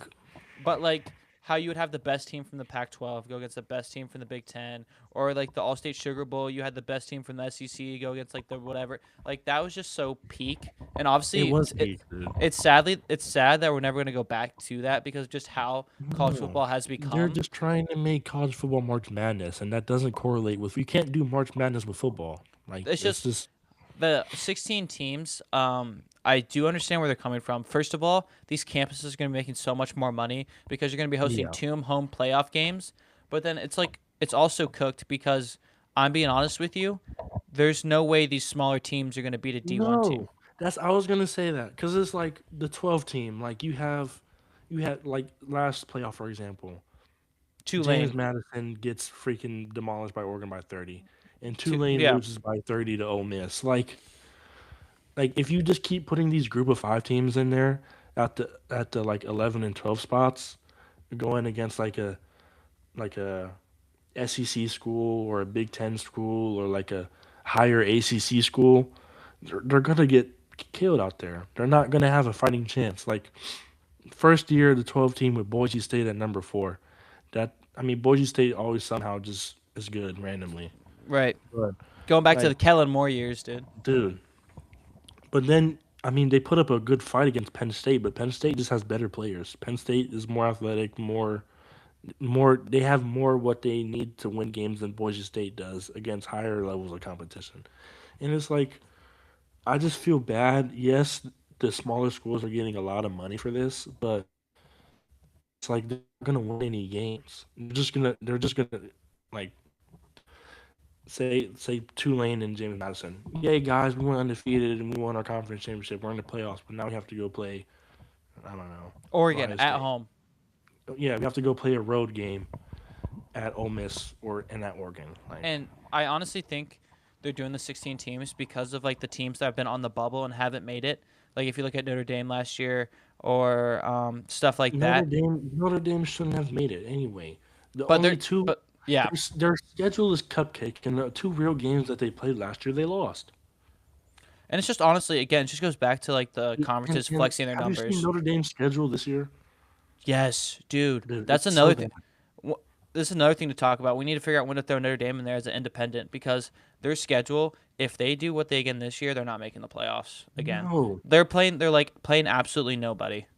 Notre Dame should just join the Big Ten. I've been saying this forever now. They Well, just need to so join the Big Ten. they are in the ACC and other They're, sports. yes, they're in the ACC for basketball. Everything except football. Yes, and during the COVID years, they played in the ACC championship against Clemson, and it's like, dude, if why just join a conference? You know It'd why? be so much easier. Money talks, dude, and bullshit walks. That's why. Because Notre Dame, when they make the playoffs or when they play these teams, they get the chunk of the money because they don't have to pay a conference. Like when No, yeah, they have that because they're rights with the independent, they get NBC, all the revenue that comes right? from the playoff games. And they're not going to switch that, especially in this NIL landscape. No, Because they have a deal with NBC Sports and they get all that revenue every single the time they Peacock, make. bro. Just watch all the Notre Dame games on Peacock. Oh my God! Can we also talk about Peacock? Like, why are you televising Oregon Ohio State on Peacock? Oh, that genuinely makes me so mad too. It's like, What are we why doing? would they have to open the Peacock app to turn on the game? I don't want to listen to the nepo baby Chris Collinsworth little son call the game. No. I don't want to hear Drew Jeremiah Brees call a Smith game. throwing it. Julian Sand deep ball to Jeremiah Smith, touchdown. Like no, bro. That was a little Mahomey though. But it's just so annoying. I love the CBS SEC commentators, and I love Chris Fowler and Kirk Herbstreit. Those are Okay, my two go-to. I also like the second crew for the ABC games. He's shorter, he's balder, and The ball dude. he has a deeper voice. He's Yes, been around forever. He is so good too. I So like him. good. He's good. He's so good. But I especially liked when he did the Michigan Alabama Rose Bowl game. That Yes, he did a yes. great They job. they always do the second game, and they're always a good crew. And oh my, you also want to talk about we're just on a tangent, but like no one's watching this. I'm having fun right now. This is so much fun. It's someone to talk sports with. Um, but what about all the ESPN layoffs? Have you seen that? No. Okay, so NFL Network was sold to ESPN, and ESPN had to like let go of like Ian Rappaport and like all of these other guys who have been within the ESPN family forever because they have to figure out how to pay Stephen A. Smith. They have to figure out how to pay Pat McAfee and friends. Like so you're losing all of like this reporting and all these like journalism for people for content clicks. I'm not the only one that thinks this. I absolutely hate Stephen A. Dude. I hate I hate Stephen A. Stephen A. with a I hate passion. Stephen A. He doesn't know what he's talking about. Like 90% of the time, he's just saying it for clips and views. Like, And there was a video I watched. His name was Drew Gooden. I mean, he's not watching this, but he had a great video where he just basically talked about this for 40 minutes. And he's like, "Why watch Stephen A. Smith, who doesn't know anything about all these sports? He's just trying to umbrella it when I could watch like a Kenny Smith who knows everything about basketball." dude, peak peak broadcasting, like sports, anything. The TNT halftime postgame show with Yes, yes. Ernie, Shaq, Charles, Kenny. Like that's peak. That is the Yep. greatest show ever. Sprinting to the big board, but it's just because ESPN bought them too, so now ESPN owns the I right to that. know, bro. And And it's like, like yeah, and like they would have so much fun. Like Shaq would do Shaq and the Fool, and like Charles they Barkley had would say clips. yes, and then they had Ernie Johnson playing the Black Masters, and he won. Like so they told Ernie that he was honorary black man for the day. And it's like they're not going to take those risks on ESPN because Disney owns them. Disney's really messing up everything. Like And it's like, okay, I've been watching Pat McAfee since COVID, and he's mhm. like, I'm not going to change. I'm not going to do all these things. I know we owned by ESPN, but like he's an exception. Like everyone else has to like censor everything they're Everyone has doing. to cater, dude. Yeah, turn down segments because instead of having it where you're marketing to a true sports fan who wants to know more about the game, you're targeting it for clicks and clickbaiting. And it's sad. It's honestly sad.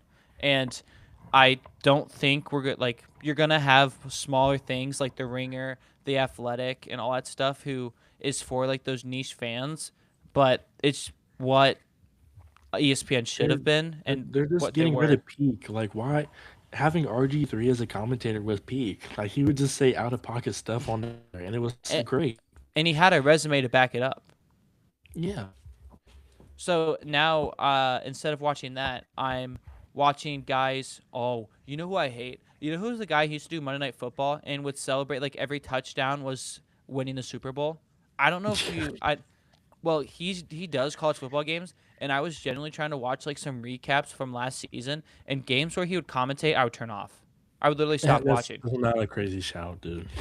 Like they need to get rid of those guys and bring in your RG3s, bring in all that stuff because you need to have fans. Like I'd rather watch a broadcast with someone who has credibility and knows what they're talking about rather than some random guy who has a deep voice and likes to talk. Yeah, like I like hearing people's takes that actually know what they're talking about. I don't like hearing people that are just saying stuff just to say stuff. Because then it's like, what are you talking about? Right. Yeah. It's generally terrible. Well, we've kind of gone on a tangent. Kind of talked about a little bit of everything, college football, NFL. We started with talking about the NIL process.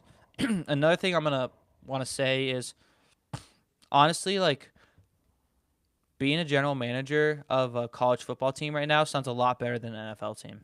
It does. I feel And like there's more positions coming for that as well. I think. yeah, I feel like you're gonna it's more fun. Like you're not dealing with all these adults and their alter egos of I'm the greatest and I need this amount of money. You're just dealing with that with kids now. But there's really like less at stake than working in an NFL position. I feel like because NFL position, like you're Super Bowl or bust, and depending on what school you work for in college, see if you're playoffs or bust, now you're bust, or just make a bowl game. Yeah, and I feel like you're starting to have a lot more guys transition from the NFL to college football. And the reason that made me bring this up is I've been thinking about it. David Caldwell, who went to John Carroll, he had previous stops as the general manager of the Carolina Panthers, and now he's the Hmm. general manager of the Florida Gators. And you're starting to Like see more guys. that just sounds crazy. Like You're general starting to see manager, more. And honestly, how college football's going, it's just going to turn into the NFL. it is. So I They think just this need to make Nick. They just need to make Nick Saban the commissioner of college football, dude. people would listen. They would listen. But like honestly, like where we are right now, I feel like I'd have a better chance of succeeding and making more money and actually making or proving leaving a legacy by starting in college football. Dude, like, and the NFL guys are going down to college football because they can't win anything in the NFL. And they're And making they're, the same money. yeah, Arthur Smith is getting paid like around like $1.5 million to be the offensive coordinator for the OSU Buckeyes. Like why right. I'd rather do that where I know my job security.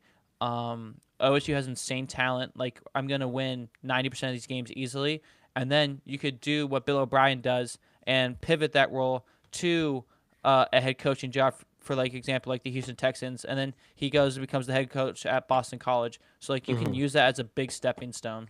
Yeah, but oh, I had a thought in my head. It's gone now. Bye bye thought. What else? What else can I talk about? What else can I rant about? I feel like I've been having this built up for a while. Yeah, but David Codwell, if you see this, I Oh, know you will. I remember Reach well. out for sports management. I need you for an interview.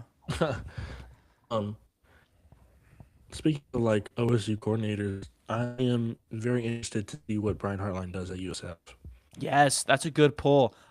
He has a couple transfers, right? A couple wide receivers transferred to USF. I think so, but I don't know who they are, I to think be they were like honest. 3 star, 4 stars probably. But I honestly think he's gonna do a good job. I think he knows his role. Like there was some stuff coming around like where like these top quarterbacks and players will transfer, and like like he got popular because he was like, oh, I'll take him to USF for Hardee's. Like it's just like I feel like he knows his role and knows where USF is as a program. Where hey, we're not gonna be competing to make the playoffs, but we want to win the Mid Atlantic Conference Yeah, that's not really that hard either. You have Tulane in there, like in Memphis. Tulane in Memphis, like. So But yeah, what really hurt USF though was Byron Brown transferring to Auburn. I don't know who yes. their quarterback is Oh going to my be. gosh, have you go speaking of this? Have you seen Byron Brown's throwing motion? Yes, it looks like his arm's going to snap It looks off. like it hurts. It looks like It it does hurts look to like throw it the hurts. football. But dude, he was a freaking bowling ball, and his welcome out party was when he beat Billy Napier. Everybody beats Billy Napier, dude. How about now? Billy Napier is the head coach of James Madison. Didn't the Tulane coach go to Florida? Yes, the Tulane Yeah, coach went to that's what I Florida. thought. James Madison head coach. I don't know where he went. It's like, but like the James Madison dynasty with Kirk Cinetti, And and then then he to the just guy now who made the playoffs, and then now Billy Napier. yeah. This is James So Madison is going to be a factory for like the smaller schools. Sunbelt Billy Napier, he's back at his home. Okay. Since now we're on like the coaching changes, we talked about Penn State. I want you to talk about Michigan's new head coach from a Michigan fan. Kyle Whittingham, dude, he's electric. When he pulled up to Michigan Stadium on a Harley motorcycle and just rode through the stadium, I knew he had a good one. That was But he rode through the 50-yard line. That was pretty sweet. yeah, but he's a solid coach. He has some great years at Utah. Never really won anything at Utah. Won a couple Pac-12 championships, but Rose Bowl that's appearances. Rose Bowl appearances. But I just feel like with everything that's gone on since Harbaugh left, I think we just need a solid, like solid, good leader to help us get back to where we should be. Is that why you And think they didn't hire Young? I don't know. I couldn't tell you. I really couldn't tell you. Because honestly, I don't want to cut you off, but immediately what went to my mind was the Pittsburgh Steelers hiring Mike McCarthy over hiring someone young. Yeah, like I mean, I feel like it. They just. I feel like they think the older guys have more experience and more leadership development and more player development than the young guys do. I feel like they think the young guys are more like player coaches and they're Yeah, just gonna cater to the players. yeah, But in the older guys are just gonna be like, you need to do this, this, and this. yeah. But I like Kyle Whittingham. I like the whole. He basically brought Utah staff over to Michigan, I do like that. I do like when coaches do that. They just bring their whole staff. and you know they kept OSU's running back coach that went to Michigan. I forget his name. He is Um, a good running. He's a good he's recruiter. he's He's a a good very good recruiter. recruiter. He's a good developer too. Um, but I really am curious. The C. I think his name's Jay Wright or something like that. I don't know. Jay Wright, Villanova basketball coach. I don't know. Let me look this up. Hold on. Yeah, look it up. Yeah, go ahead. Type away. Um, but yeah, I honestly think like kind of pivoting to the NFL. I think where Jason Beck. I know it started with Jason a J. Beck, Carson Breck's older brother, Yes. bro. Yeah. But he has a good scheme. I like him.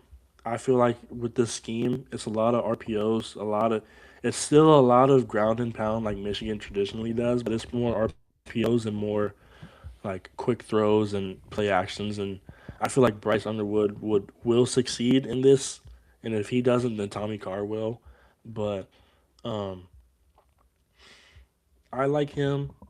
I'm a little iffy on the DC because Utah's defense is normally not that good. Yeah. Um, Did he come with him? I'm pretty sure.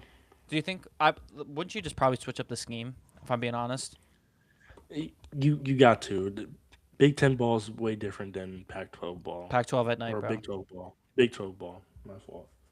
Um, but like I will never forgive Mac McDonald and Jesse Minter going to the NFL. I mean, Jesse Minter went to the Ravens. And Mac McDonald just won a Super Bowl with the Seahawks. So like, yes, more money, but like those guys were amazing. Right. Like when Harbaugh was there, it was basically coaching fountain from Baltimore Ravens to Michigan. Like he would just get all of their DCs and all of their like special team coaches, and they'd be Build great. them up. Yeah, build them up and then shift them back up to the Ravens. The Harbaugh Yeah, brothers had a system. and like when he first got there, I'm gonna go on a rant about Jim Harbaugh real quick, dude. When he Go ahead. first got there, his DC for like the first 3 4 years, Don Brown, he was good. He got Rashawn Gary and Jabril Peppers and Devin Bush and Jordan Lewis First two rounds, and like first 2 round draft like picks, all those guys. yeah, he's there's solid players that he had on that squad, but he was so man coverage blitz prone, and you just can't do that against teams like Ohio State or like Alabama. Like what are Especially we when you doing? had JT Like Barrett. yes, that's peak. It's Ohio State. Ohio State is good when they have a mobile QB that can also throw, like Justin Justin Fields. Fields. That was probably Ohio State's peak QB right Oh, there. okay. Hold on. I'm gonna cut you off before you go continue with your rant. Have you seen the clips of Patrick Mahomes at training camp? No, I haven't seen him yet. I heard he's His practicing leg, though. his leg looks completely different from Zop. Like you could tell which leg he messed up. Really? Yeah, and it's just funny because everyone's just like Justin Fields is like jumping around, smiling because he just knows he doesn't want to get cut. That's another person that we could talk about that's fallen off and what did and Justin had Fields. potential. I think it'd be fun. One episode where we just talk about draft bus. That's fire. Like We could talk about draft bust, kind of like relive what general managers were thinking and scouts, and if we would have obviously we have hindsight, but if mhm. we would have fallen into the trap, because my immediately thought today at work was I would 100% taken Jamarcus Russell. I would have too. Like you can't look at his stats and say that you're not taking him number one. It's tangibles, dude. He was throwing 50 yards from his knees. Like what are we doing? He was hitting like the goalpost. I would not have taken Johnny Manziel though. I No, did no, not at all. No, I didn't like how he played at A&M, so I would Me not either. have taken him. I would have not also taken Brian Callahan. The birthday party threw me off. You know what I would have done? Whatever draft Khalil Mack was in, I would have took Khalil Mack number one. Or with dude, like they always like it always surfaces around before the beginning of the season because like obviously like there's like a cupcake game or like a tune-up game, and like his highlights when he went against OSU when he was at Buffalo It was insane. are It insane. was Insane. literally him keeping Buffalo in the game against OSU. Like you Right. can't tell me that OSU with Braxton Miller and Devin Smith and all of them were not supposed to win by like 50 against Buffalo. He was single-handedly keeping that game close. You know who's another guy who I'm shocked fell so long, like so down in the draft order? Puka Nakua. He was a 5th-round pick by the Rams. Like obviously, like probably like It there was worked out some for the reason. Rams in the end, but There was probably some reasons why, but like I feel like he was so like he played his so well at touchdown sells, bro. BYU. Sneaky, dude. Like that's like if they tune in his PR, dude, he's gonna be so good. Yeah. But yeah, I think that'll be a fun episode. Next week we'll be coming out with another episode. We don't know when. We don't know when, but it will be about the SEC. Okay, so Joey will be running that episode. I ran today's episode. Thank you everyone for watching. Joey, you got any advice for no viewers? Stay in school, don't do drugs. That's my advice. My advice is whatever you do, do not become a Cleveland sports fan. No, I am no longer a Browns fan. Especially based on Whoa, we were gonna end this. We were gonna end this right now, but what? I didn't know this. Who are you a fan of now? Who'd you switch to? nobody, bro. I'm a just fan of the there to game? watch my favorite players play, dude. You're gonna be the Rob Lowe who wears the NFL logo hat. Yeah, pretty much. Corporate sellout, dude. All right, that was the episode. I feel like we covered a lot of Big Ten. We covered everything. We talked for around 2 hours. We might continue to do something around 2 hours. We might not. We'll keep you guys updated. You 0 viewers out there. Until then, you guys. love you guys. Love you. Need you. But until then, we'll see you next week. And Joey, toodaloo. See you later, YouTube.